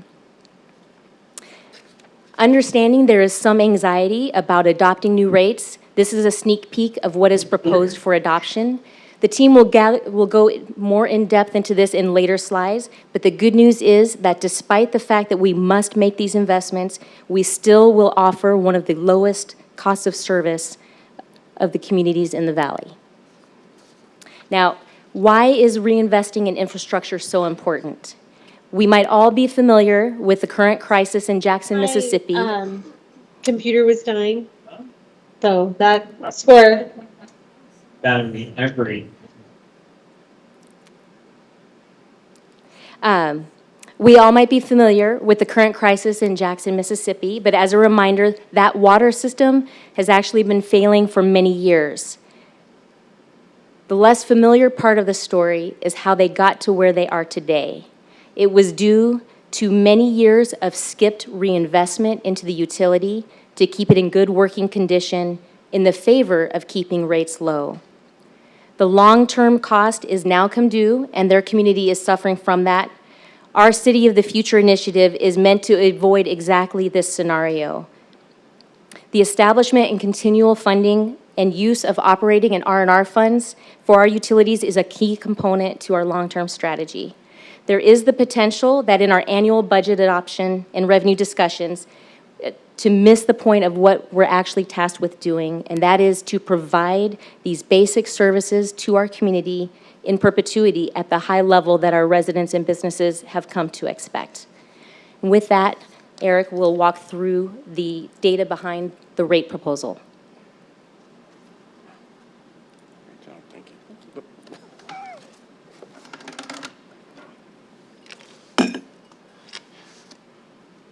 So as we talk about what these utilities are, it's not always common to understand what goes into operating an environmental compliance fund. Our stormwater infrastructure is vast and spread throughout the entire community. Often, right in front of our eyes, we don't even understand that that is what you're looking at. These beautiful retention basins that we have in our community double as stormwater infrastructure. We've got pump stations throughout the community, 2 channels that convey water through the community, as well as 2 regional conveyance systems of washes. Over 400,000 linear feet of storm pipe, all the way up to 10 foot in diameter, and 53 underground storage tanks that our team of 4 people total operate and maintain. Our wastewater system is even larger. We've got 22,000 manholes that we use to access our gravity sewer, the 912 miles of gravity sewer, 30 miles of force main, 16 lift stations to pump that wastewater to our 2 wastewater treatment plants. Once we have treated and purified that water, we deliver it through our reclaimed water system to 65 reclaimed water customers and 4 recharge facilities that we own and operate in Gilbert. All of those assets cost over $500 million for us to install over the last 40 years. Replacement of those assets is a multiplier effect of that $500 million. So we have to have good replacement fund on hand in order to fund the replacement of all of those assets. Prior to the creation of our stormwater management team, there was very minimal maintenance done on our stormwater infrastructure, and you can see the impacts of that. Clogged stormwater conveyance systems, dry wells that do not work, leading to stormwater flooding in our community. Now our team has gotten a better handle on this, and they actively go out and maintain, clean this infrastructure, and repair and replace it as it wears out. This is important not just for the aesthetics of our community, but for our own emergency response and for the commerce within Gilbert. The rate revenue from these increased rates are intended to support critical projects to enhance these utilities. Sunoki Wash is one of those regional water conveyances through Gilbert, and you can see standing water in that photo of Sunoki Wash because over time the banks have eroded and we've developed these low spots where the water collects. It's not just an aesthetic issue. It leads to health concerns because of mosquitoes, midge flies, and other issues.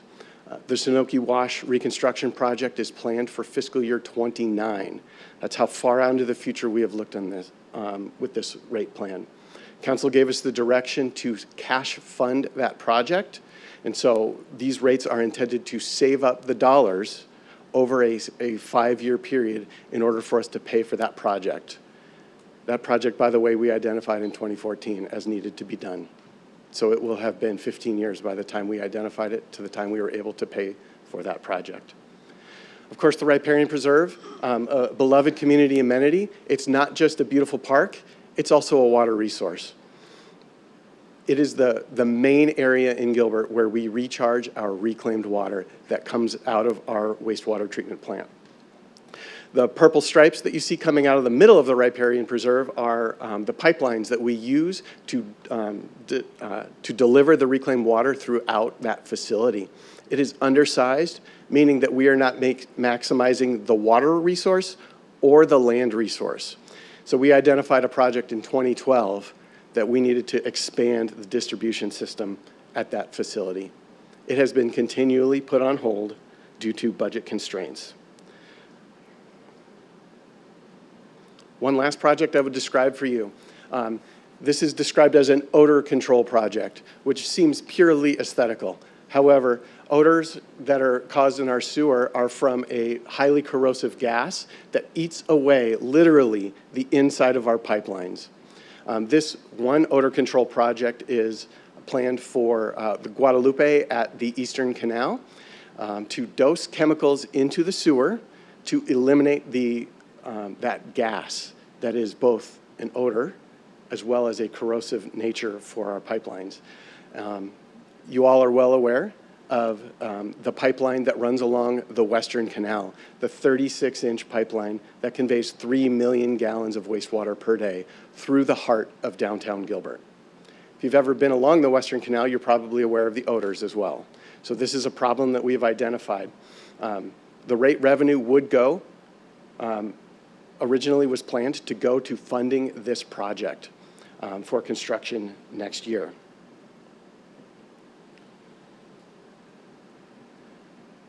The Environmental Compliance Fund, all of the financial policies are displayed essentially on this graph. The horizontal line that you see, the black line, is the minimum fund balance as calculated through the council financial policy. And the orange bars are what happened with the Environmental Compliance Fund balance if we go forward with the current rates in place. And you can see that in fiscal year 24, we are in a negative situation immediately. The yellow bars show what happened with that fund balance under the proposed rates.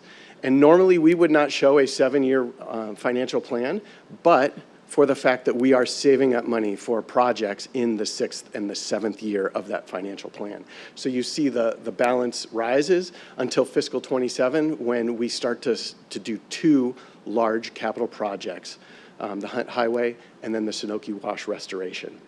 Now, this is a long-term financial plan, but we will revisit this, as Leah mentioned earlier. We'll revisit this in 2 years as we get better resolution on the cost of those projects, as well as what is happening with the market forces affecting us. So as we get closer, we'll be able to fine-tune as needed, so make sure that we don't over-collect or under-collect in order to be able to do these projects in a timely manner. All of that is wrapped up into the bottom line for our customers. They currently pay $4.28 per month, and that environmental compliance fee is requested to rise by $2.51 to $6.79 total.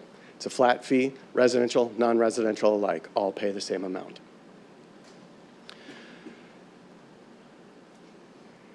Something has happened over the last several months, or year nearly, since we came to council in the spring and council gave us direction to develop these rates. Three things, in fact, that have affected our ability, even under the proposed rates, to execute the projects that I just described. The first is operational cost increases. Just like your household has seen considerable inflation over the last 18 months, our utilities have faced those same pressures. Costs of chemicals and materials have skyrocketed in some cases. If you're a pool owner, you probably have felt something similar. That bucket of chlorine that used to cost $75 now costs $225. We use chlorine in spades. That is one example of some of our costs have skyrocketed. I'll get into a little bit more detail on some following slides. The same pressure your household faces, we're facing.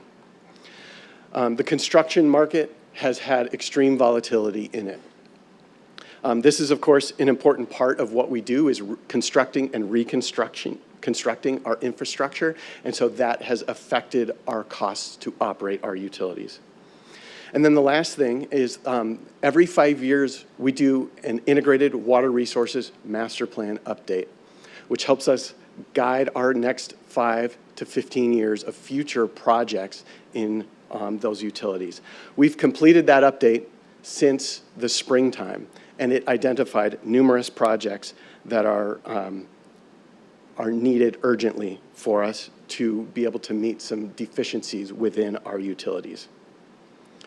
So as we look a little bit closer at those three items that are affecting the wastewater utility in particular, the cost of inflation.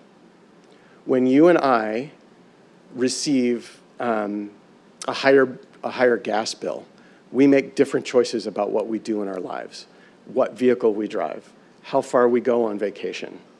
A utility cannot do that. Our utility is facing these same pressures. We don't stop applying pest control to our manholes just because it costs twice as much.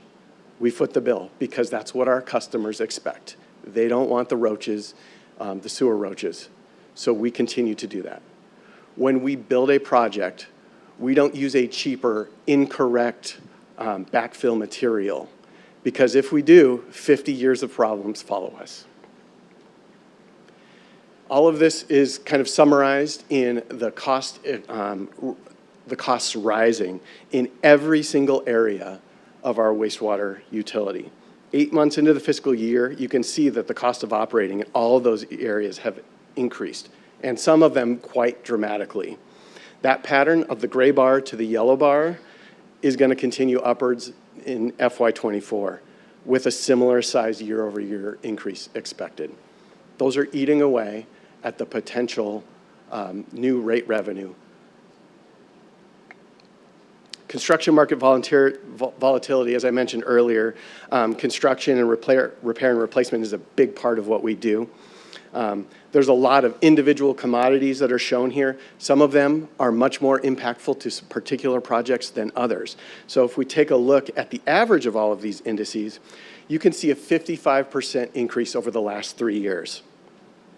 Now, our capital improvements team does project updates every single year for us. They typically use a 4% cost inflation escalator in our capital projects. Last year, they started to see the beginning of this graph, and they used 12.5%, which was extreme. Costs have risen by more than 4 times what we have expected in that time period. So clearly, our best guess was not sufficient enough. What does that actually translate to in real dollars? Well, this graph shows the capital projects that are planned for fiscal year 24. On the left-hand side, we show the budget for those projects in FY23. And on the right-hand side, you see the new revised budget of those same exact projects. They have risen by $14 million. The riparian project is the one that is in the hatch marks there. That's what I described earlier. That was pegged as a $3 million project, and today is priced at $9 million. The rate revenue from this rate increase, a new rate revenue, is $13 million. we can't even pay for these projects with this rate revenue. This is all in terms just to show what is happening to us that are outside of our control. The last thing is the master plan. We have identified 9 new projects that are of immediate need to the tune of $8 million for fiscal year '24. That's on top of the $14 million cost escalation. So if you're keeping track, that's $22 million in capital alone, plus operational costs, chemicals, reconstruction of facilities. So this rate revenue that we are asking for you to approve tonight is not sufficient for us to do what we had planned to do. However, it is still the step we need to take. We will review these rates again in the 2-year cycle. In the meantime, our operations team will make the budget work. The way that they will do that is that they will push off these projects. That will mean that we're going to delay those corrosion and odor control projects, the reclaimed water reuse projects, and the repair and replacement of those aging components of the Neely wastewater treatment plant. That's going to heighten our risk for operational resiliency for our community. But it's the next step we have to take. So what does that mean to our customers? Well, our residents pay a flat fee of $24.73 per month. An $8.02 increase will mean that will rise to $32.75 per month. Our non-residential customers have a slightly different rate structure. They have a base fee that's a flat fee, and then they have a flow rate based on actual water usage inside their business. So those rates will adjust based on their actual water use. Our reclaimed customers are also funded outside or through the wastewater fund, which is what this is that kind of third utility that you see as the motion. We just separate that on the motions for clarity's sake and for the best administration of those resolutions. Our direct water use customers on the reclaim side, those are our HOAs and our parks and our golf courses. Their rate would rise by 14 cents per 1,000 gallons of water use, which does seem very small. But when you consider that those customers use upwards of 1 million gallons per month, that leads to a large dollar amount. And so foreseeing that, we gave them as much notice as possible. We alerted those customers by letter in May of the likelihood of a rate increase of this size so that they could build that into their planning numbers. A question that has come up is, where are we in cost comparison to other communities that offer reclaimed water service? And there's 2 in the neighborhood that also offer reclaimed water service. So if you compared our 54-cent per 1,000 gallon rate for our reclaimed customers, Chandler's rate is 75 cents per 1,000 gallons, and Mesa's is $2.40. So we're very cost competitive in that rate. Again, we don't strive to be the cheapest. We strive to be the best value. And one thing that we can say is that Gilbert does an immense job at planning and preparing for the future and not leading ourselves down that path that Leah described, that the utility in Mississippi faced many years ago. As a reminder, this is where we stand today. The council consideration and adoption of these rates. We started this discussion back in March. We've been very open with this discussion with the community, posting all of our discussion topics on our website, all the videos, all of the information, as well as the rate study and the data that supports these rates. One thing I just want to reiterate is we have to think about the desired level of service that our community wants and expects from us. We oftentimes get detached from that when we talk about the budget numbers. What we have presented before you was a plan to meet the desired level of service from our community. The long-term funding of that plan is essential to maintaining that foundation for our economy and for our way of life in Gilbert. With that, I hope we answered a lot of the questions that were already at your fingertips, but if you have anything else, please shoot very cautiously. Yeah. Be nice to Eric is what he's saying. Councilmember Buckley. Thank you. Thank you so much for that. And I will have to say, I want the residents to know that I had an incredible tour of the wastewater facility. And so my eyes were very opened. And I am, and I thank you for this presentation, because it's not only reinforced most of what I already knew, but I'm glad the residents had a chance to hear this and see what this is. But my question actually was, you're gonna love this. No, and I don't know, it's on the agenda. There are 3 fees here, and we discussed 2 of them. So I'm not sure what the third one is, if we're going to vote on this. And I agree, it is a must that we keep our infrastructure up. Great. And and even though it's wastewater infrastructure, it's almost more critical than a lot of the other ones. But so what are the 3 fees? Because you did discuss 2 of them, the 251 increase and the 526. Yeah, Mayor Peterson, Councilmember Buckley. So the 3 fees, the first one, the environmental compliance fee, that's encompasses the stormwater infrastructure. That's the $2.51 increase. The wastewater fee is, for a resident, would be the $8.02 per month increase. Okay. The $2.51. $2.51 right. and $8.02. The wastewater fund also has within it the reclaimed water utility. That we only have 65 customers in that, and that is the third one that you see on the agenda, is the reclaimed water rates. Those are contained within the wastewater fund, but for the purpose of the resolution, we separate that out. Okay, and so there's not a third fee, it's incorporated with the other one? Right. Okay, okay. And I just wanted to know what the third fee was. Yeah, absolutely, sure. But thank you both so much. Vice Mayor Tilke. Thought that was the easiest way. Thank you, Mayor. Leah and Aaron and the whole team. I just want to say thank you for this presentation.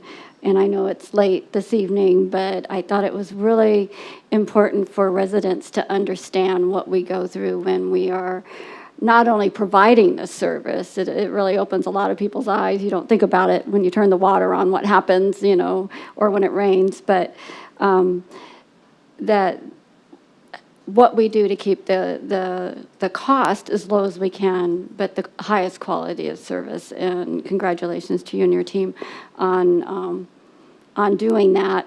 I know we're going to have some harder discussions as we move forward because of inflation and other things like that. But as our community ages, and when you look at the invisible aging to a community, it's underground, and it is these types of infrastructure items. They only last so long, and we've all, you don't think 25, 40 years is old, but it is for infrastructure, and I appreciate that you are keeping an eye on that, and even when you have to bring us the bad news. But I know you're doing your best and keeping those costs as low as possible, and I want to thank you. Councilmember Bongiovanni. Yeah, Lee and Eric, of course, no one wants to pay more for services, but at the same time, they don't want problems with their services, as you pointed out. I want to congratulate both of you and your team for really depicting Gilbert's mission statement. Anticipate, create, and help. You anticipated a problem, you created a solution for it, although it may not be a positive solution for everybody, and you did it to help citizens. And I also went on that whirlwind tour of all these plants, and I was absolutely amazed at what I saw. And what pointed out to me the most was the massive infrastructure that we have costs money to run and be A+ in services. So with that said, I want to congratulate you guys for fighting this problem out, anticipating it, and finding a solution and helping citizens with that. Councilmember Torgerson? I just wanted to recognize exactly how hard you do work on that, your entire team there. I am easily the most fiscally conservative person up here, and I have to recognize that there's no good choice. You have to go forward. And I wanted to say to Scott and former Councilwoman Linda Abbott were so instrumental in the riparian that to see it actually generate something for the bottom line, it's fantastic to see it coming back in. And you guys have accomplished something to me is stunning, and we still get water at a rate, and trash and bulk trash and other things. As you said, the best service. And I believe by the time other municipalities have done what you're doing, we will probably be the lowest again and the best value. So I just, your luck favors the prepared. And I just wanted to recognize that because I'm not the warm and fuzzy guy up here. So I just wanted to recognize that. Thanks. I'm shocked. We have to have some laughs. We do some pretty serious work. We have to have some laughs. I don't see any other microphones turned on. I'm going to say, boy, to have that crystal ball, right? We had the opportunity back in 2018 to lower our rates. We didn't get any credit for that. I didn't have people storming in to say, thank you for lowering our costs.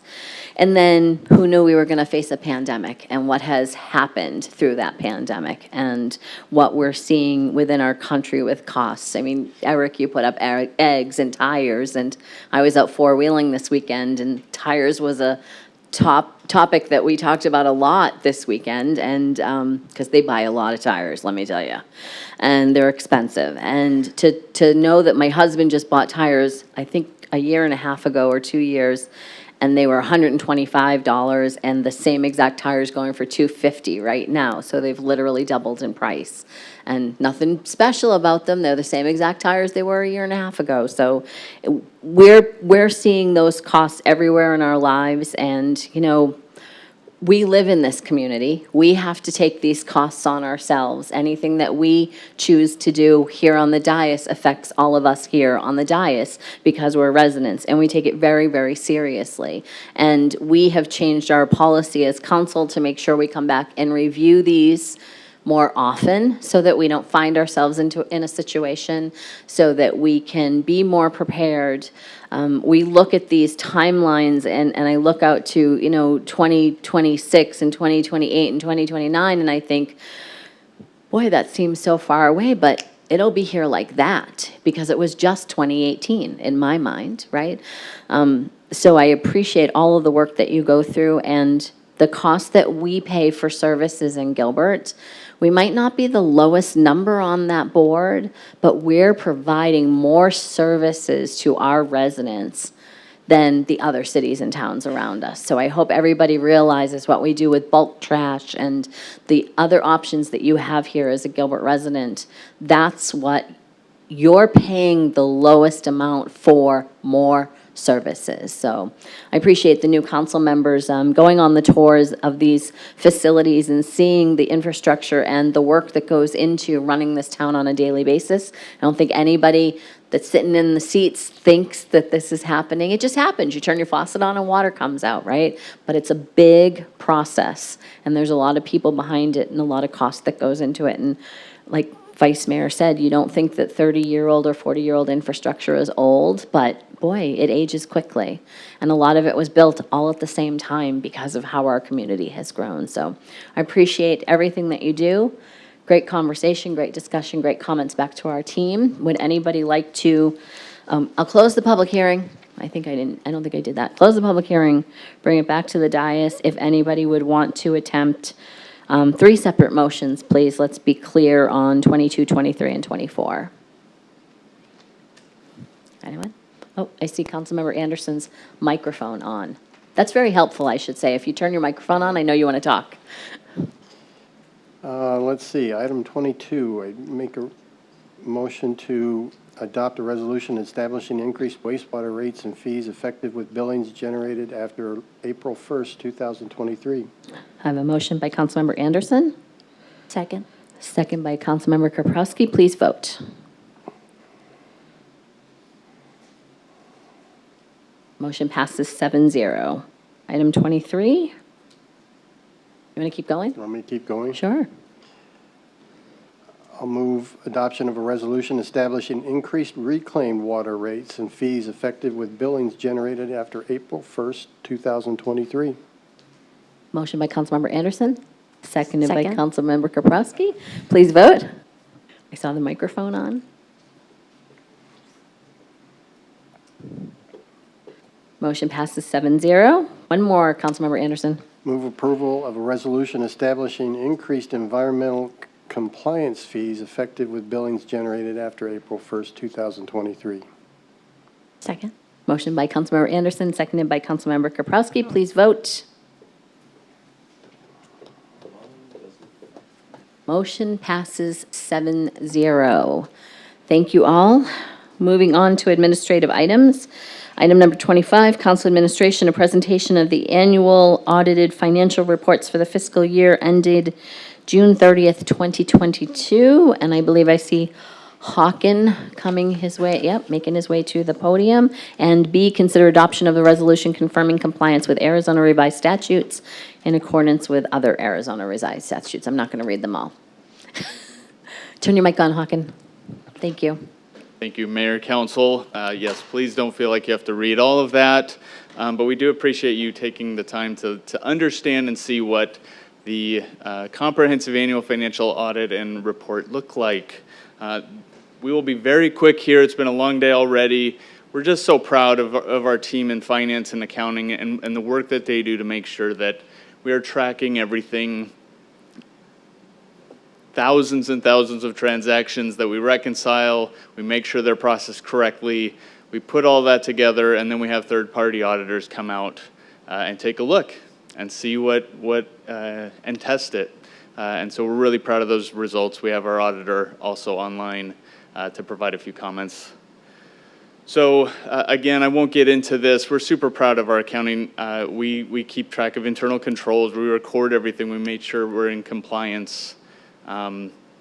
We provide and build the annual financial report. That is our budget document, helps us plan and prepare. This is the document that shows what actually happened, and this is what's also relied on really as a pair document. When we issue bonds, those investors look at this. This is another ability for transparency in government. We take, like I said, literally hundreds of thousands of records, and we provide a very concise report that has a tremendous amount of very valuable information. Also might help you fall asleep at night if you're having struggles in that area.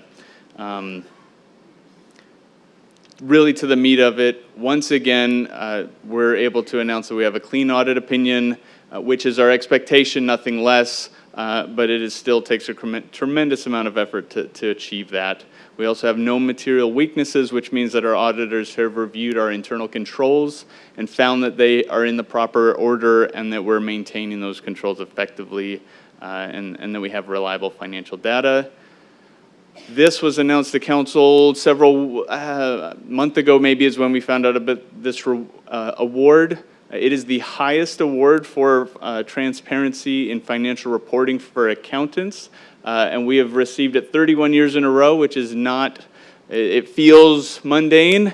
It is not, and this really shows we go above and beyond the minimum requirements, again, in that name of transparency and making sure we're very clear with the data and how it's presented. And that's all that I have. Like I said, short and sweet. Super proud of our accounting team. Tanya Wright is our manager. Nick Baldelli and Anthony St. George are key members there too. But I will turn the time now to our auditor who is online and I'll help click through some slides, just a few quick slides there. Thanks, Hawken. Good evening, Mayor and members of the council. Thanks for having me tonight to present the results of the town's fiscal year 2022 financial statement audit. To begin, I'd just like to give a brief overview of the scope of our audit. There's really two main areas of focus during the audit, the first of which is to opine on the financial statements, which are presented in that annual comprehensive financial report, or ACFR, that Hawken pointed out. As the town's independent auditors, our role is to conduct the audit of those financial statements in accordance with both generally accepted auditing standards and government auditing standards, and then to issue our auditor's report, which could be found on page 11 of that ACFR. In addition, the town is required to undergo a uniform guidance audit due to the amount of federal funding that it receives. During that portion of the audit, we are reviewing the town's compliance with federal guidelines and compliance requirements over its major federal programs, and then we issue our results in the single audit report. So moving on to the results of the audit, we have, as Hawken mentioned, issued an unmodified opinion on the financial statements, which means we believe that they are materially correct and free from misstatement. We did not identify any material weaknesses or significant deficiencies in the town's internal controls over financial reporting, and this is discussed on page 1 of that single audit report. In addition, we did not identify any material weaknesses or significant deficiencies in the town's compliance with requirements over its major federal programs, which is also discussed in the single audit report, starting on page 3. And last, we had no other audit findings which would require us to issue a management letter. Few final items to note. During the course of the audit, there were no disagreements with management over accounting, reporting, or audit matters. And as usual, everyone we worked with is very cooperative and helpful. At no time were we ever denied access to information or records requested for the audit. And at the conclusion of the audit, we received the required representations from management. That can be found, a copy of that can be found in the communication governance letter, which I believe has been distributed to the council. And then also I'd like to point out that as the town's auditors, there are a number of ethical requirements we have to comply with, one of which is the continued assessment of our relationship with the town to maintain independence. And I'd also like to point you to the communication and governance letter for further details regarding our independence. And with that, I'll open it up to any questions, but before I do, I just want to offer a pat on the back to the finance department on their clean audit and the issuance of that high quality ACFR. So you can all see it's a very large document, and I know a lot of hard work goes into preparing that. So kudos to Hawken, Tanya, and the rest of the team. Thank you, Jim. And yes, kudos, Hawken, to you and your team. I think Tanya's out right now, but I bet she's watching no matter what because I know Tanya. Absolutely. Yes. And thank you to your whole team for all you do. And 31 years is just phenomenal. Any comments or questions for Jim or for Hawken? Yes, Vice Mayor. Thank you, Mayor. I just want to also congratulate you and the team.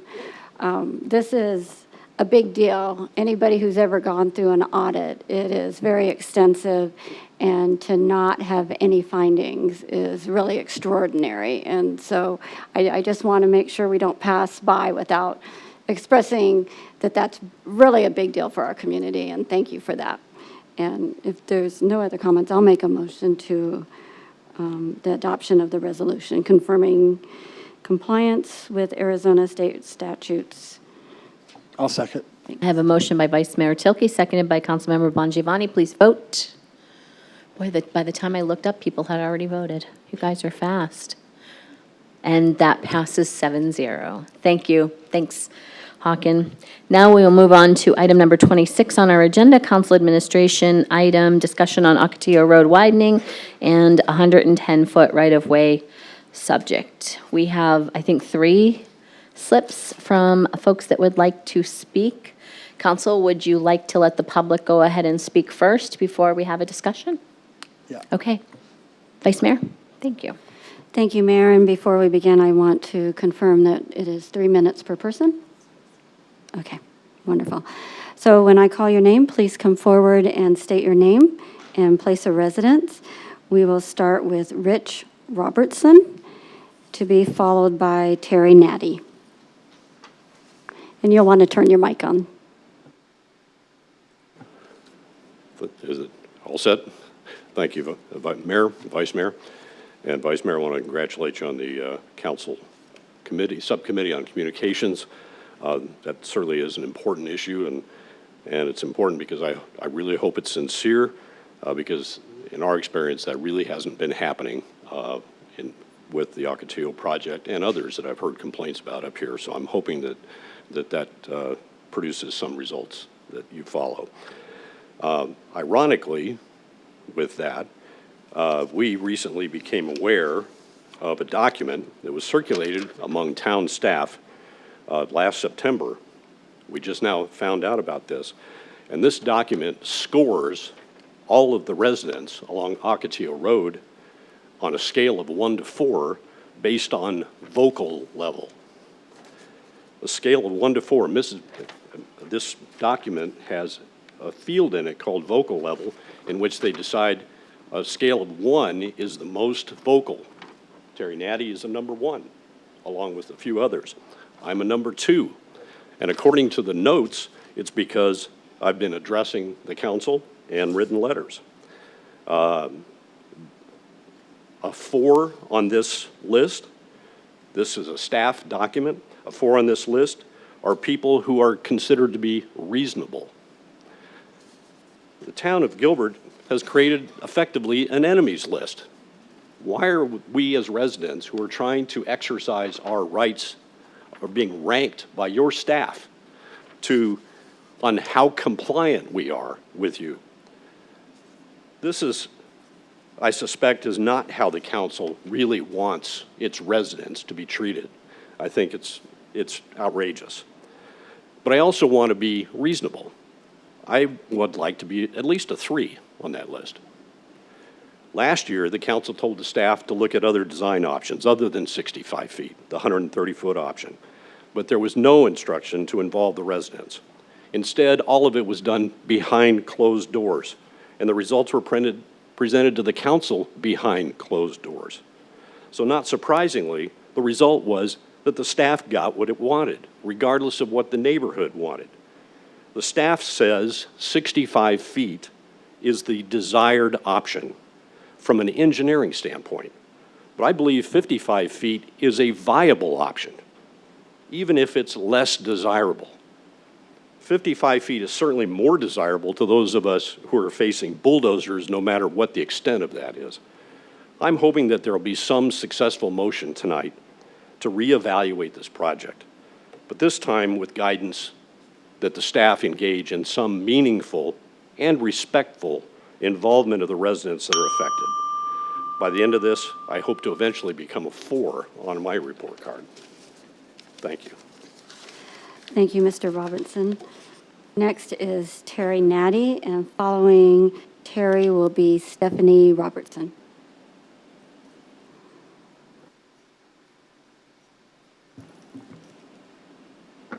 I'm not as tall as he is. Good evening. My name is Terry Natty, and I live in the Gilbert planning area in a county island. I am so thankful to be up here talking to you real time about this project. Thank you. Thank you, thank you, thank you. I took a lot of time and I put together a document based on the slides that you were given back in, I think, August by staff.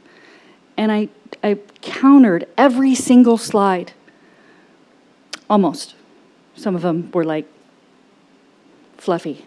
And I really wanted to give you guys a little more time to look at it, but we were closed yesterday, so you got them this morning. I really hope you've had a chance to look at them. You should have gotten them in a little envelope, each one of you, with this. So I know what staff wants. It's very obvious what staff wants. But if it couldn't be done at 55 feet, they wouldn't have shown you that it could be done at 55 feet. Just because they don't want it to be done at 55 feet doesn't mean it can't be done. I listened to Leah Reinheimer say that something was absolutely essential with the wastewater, and I agree. I'll pay those fees. I want my water to come on. I want my toilet to flush. But just because they think it's absolutely essential doesn't mean it's absolutely essential to everyone. So I really urge you to take a look at the document that I spent a lot of time on. I put my heart and my soul and my emotions into this, and there are parts of it that are not kind, but it's my truth. And I hope you'll understand that it's my truth. Okay? I'm pretty much out. I have a minute left. I have a lot to say. A minute won't cover it. I would love to speak with you guys. I would love to be involved in the planning process. I know you can't speak with me one-on-one, and I respect that. I understand it. But it's not just me. There's a whole bunch of citizens. There's a whole bunch of people that are affected with bulldozers. And we want to keep our slice of heaven as big as we can. You know, when I bought the property in 1997, I didn't even know it was in the Gilbert planning area. I had a Chandler address. And this has all been quite shocking and eye-opening for me. The people that bought before I did, they weren't planning on any of this happening. Nobody saw a bridge going over Ocotillo. That was farmland. It was always going to be that way.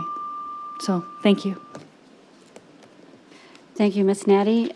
Next up is Stephanie Robertson.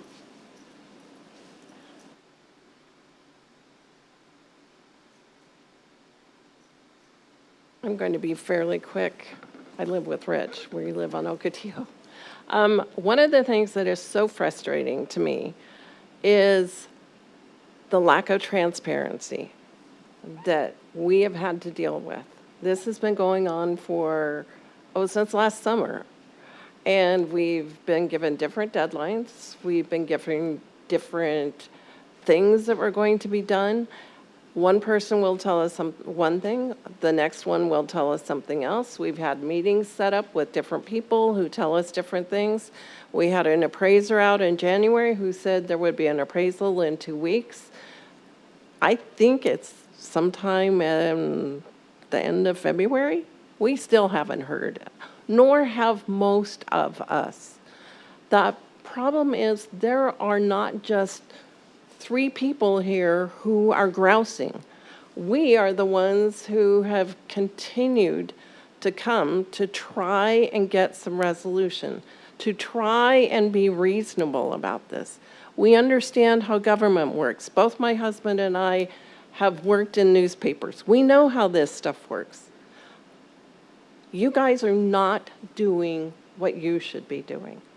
You are not being honest. Your staff is not being honest. I'm not sure that you have given them instructions to not be honest. That's the effect that we are dealing with.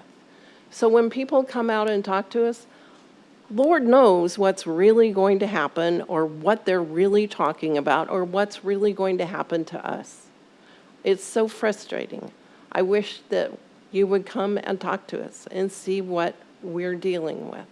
We don't want to be obstructionist. We just want to be treated fairly and respectfully, which is what we have been trying to do with you. And to find out that we have been assigned numbers because we're trying to use our rights to come and talk to you and find out what's going on is beyond offensive. We're not treating you that way. It's offensive you're treating us that way. Thank you, Ms. Robertson. Mayor, that is all of the requests to speak.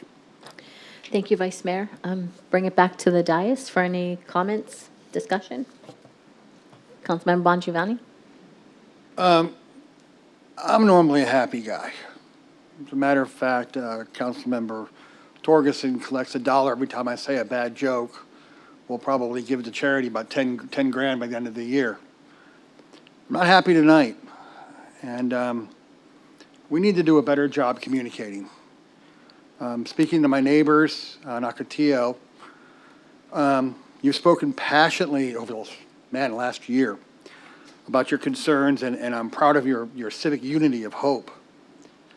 Well, why I'm not happy is that this project was voted on in January of '22. And I personally found out today that we have an ordinance that states that any reconciliation of a vote must occur by the next town council meeting. Unfortunately, because of that ordinance, we're kind of powerless over any kind of vote to make staff look at any kind of potential changes. Not happy about it, and I wish we would have communicated it to you guys earlier, but we just found out. That's it. Councilmember Torgerson? It pains me to be so powerless. I am the only person up here that's ever faced eminent domain, and I don't like it. If you go down Higley Road, our property that's on Higley, you can see where the sole reason there's a visibility triangle on Higley near Fairview. Oddly enough, we owned half of Higley, we found out during the process. I feel powerless. I feel horrible.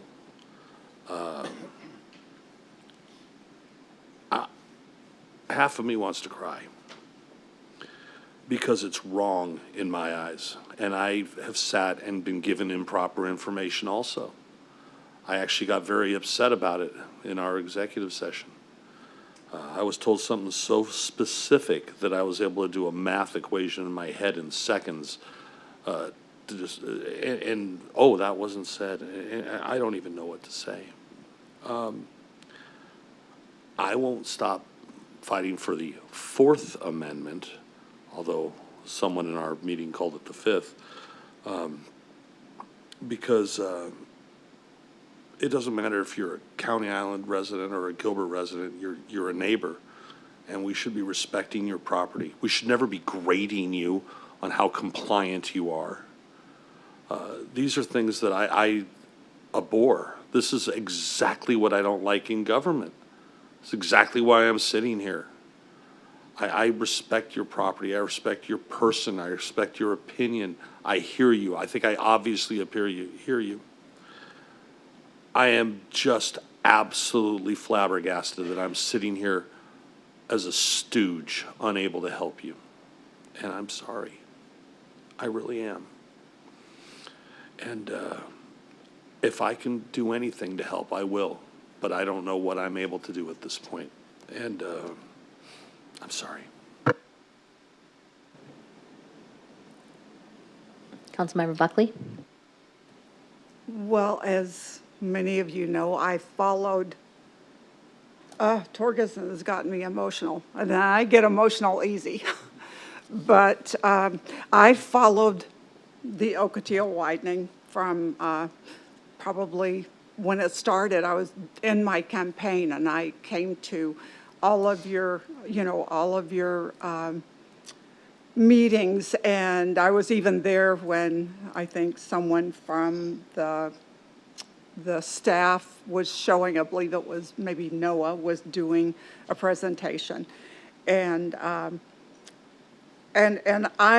feel just like the other two do. I wanted so badly for this to work out for you guys, and was hoping that we could maybe get another person to see what you guys are doing and to try and get this to work for you. And and everything I've known, and believe me, I know about eminent domain. Back many, many years ago, I had a property, and so the SRP, I think it's SRP, the great big power lines, decided they wanted like to cut off a chunk of our land, and we didn't want them to do that. And we fought and we fought, and then, you know, we didn't reply back, you know, thinking, well, we're going to go to court or something, and the next thing we got was a deed in the mail that said, you know, this is now your land parcel. So it happens, and it happens to the best of us sometimes. But I was always taught, and you know, in my other businesses and everything, that eminent domain should be used only when all other options have been placed out there and discarded. And I truly believe that this project could fit in a smaller amount of feet. That's my opinion, and I'm with Jem here. After earlier tonight, there's nothing left that we can do to change this for any of you that are going through this. And we've tried. I still wish that they would go and do 55 feet and not 65 feet, but that's not going to happen. Just not going to happen. And I'm sorry for that as well. And I don't know where everyone goes from here, other than the project will probably go forward.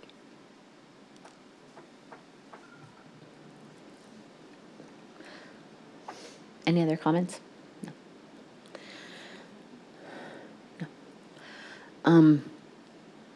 I don't know what sheet you received, but I'm sorry if that was circulating through our town and through our staff. I've never seen anything like that.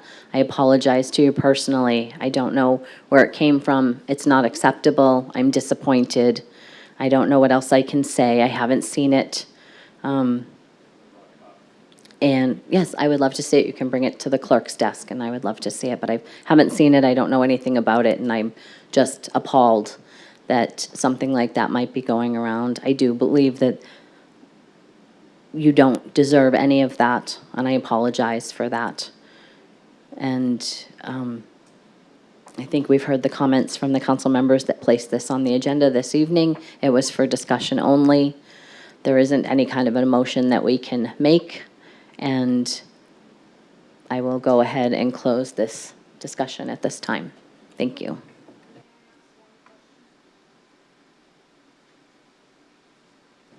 You have to come to the podium, Terry, because we have to get it on the record. Can you turn, thank you, sorry. Too many rules. I'm sorry. I'm No, sorry. it's fine. I know. The date that you mentioned, what was the date? Chris, can you look at the date that vote came on? It's in January of '22, I believe. Yeah, it was January 2022. 2022, I don't know. January of 2022. I found out about this project just before Mother's Day of 2022. How on earth am I supposed to do anything to counter what your staff deems appropriate when I don't know about it? This is not okay. This is not okay. And I will continue to fight with every fiber of my being and every last dollar I have, because this is not okay. I don't want to do this. I don't want to see Mr. Payne in court. This is not okay. It's not. It's not okay. You're not. You lied to my face. Fabiana lied to my face. This is not okay. Thank you, Terry. I'll close that item on our agenda, move to the next item. Boards, commissions, and committees. Any reports from council liaisons? I will move to communications. Report from the town manager on current events. Patrick. Oh. Thank you, Mayor, members of the council. Couple employees, I'd like to congratulate first Michael Martella in our Economic Development Department. He earned his Certified Economic Development Developer designation from the International Economic Development Council. We're very proud of Michael with that accomplishment. It's not an easy certification to receive, and we're grateful to have Michael on our team.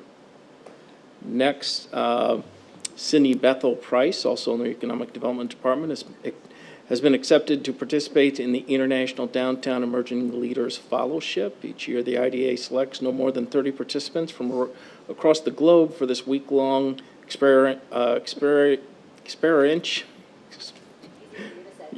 professional development program that positions urban place managers to address complex issues and leadership questions involving diverse community stakeholders, community governance issues, and solving for various everyday urban challenges.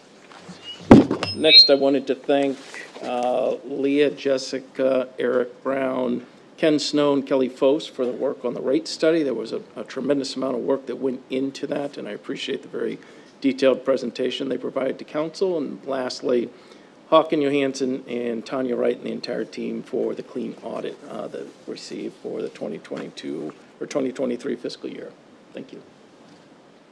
Thank you, Patrick. I'm going to add for Mike Martella that that pass rate is less than 15% to pass what he did. So that's very impressive. Dan, you please tell him that we mentioned him this evening. Any other report from council on current events? Councilmember Kaprowski. Good evening. This week is Engineers Week, celebrated nationally. It's also called E-Week, and it's dedicated to raising public awareness of engineers' positive contributions to quality of life, which we talked about earlier in some of our conversations and is one of our initiatives in the city of the future as having exceptional infrastructure. E-Week promotes our outreach to students as well to pursue engineering careers in our country. And I wanted to highlight that today I was attending an awards ceremony from the Arizona Society of Professional Engineers, and our very own Gene Jensen, CIP of Water Project Supervisor, was awarded the Government Engineer of the Year. So that was super exciting.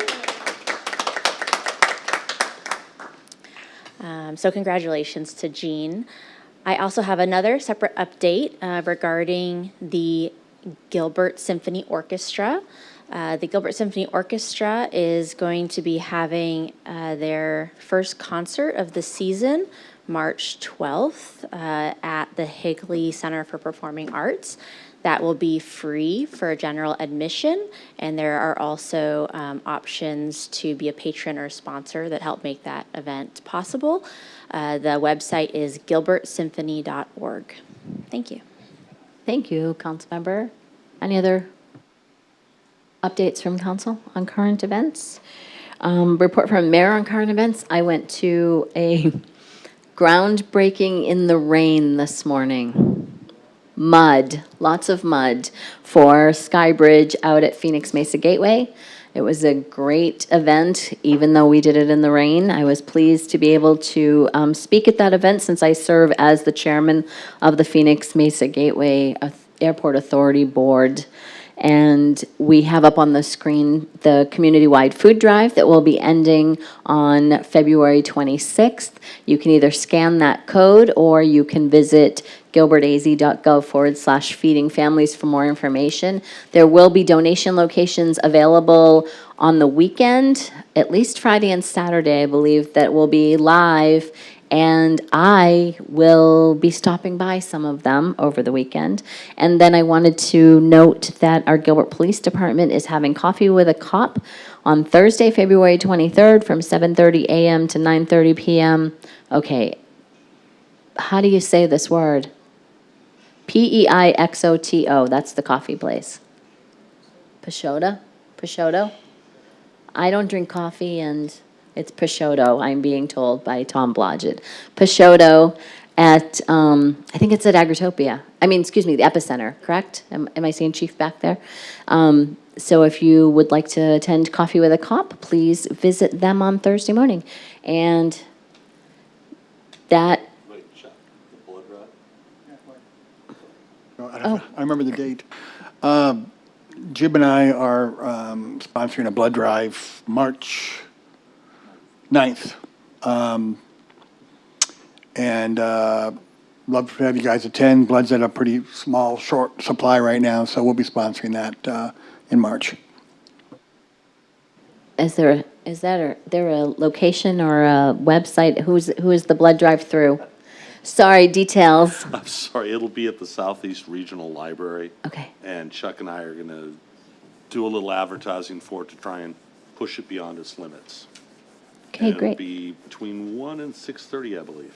Great, thank you. Then all that, meeting is adjourned.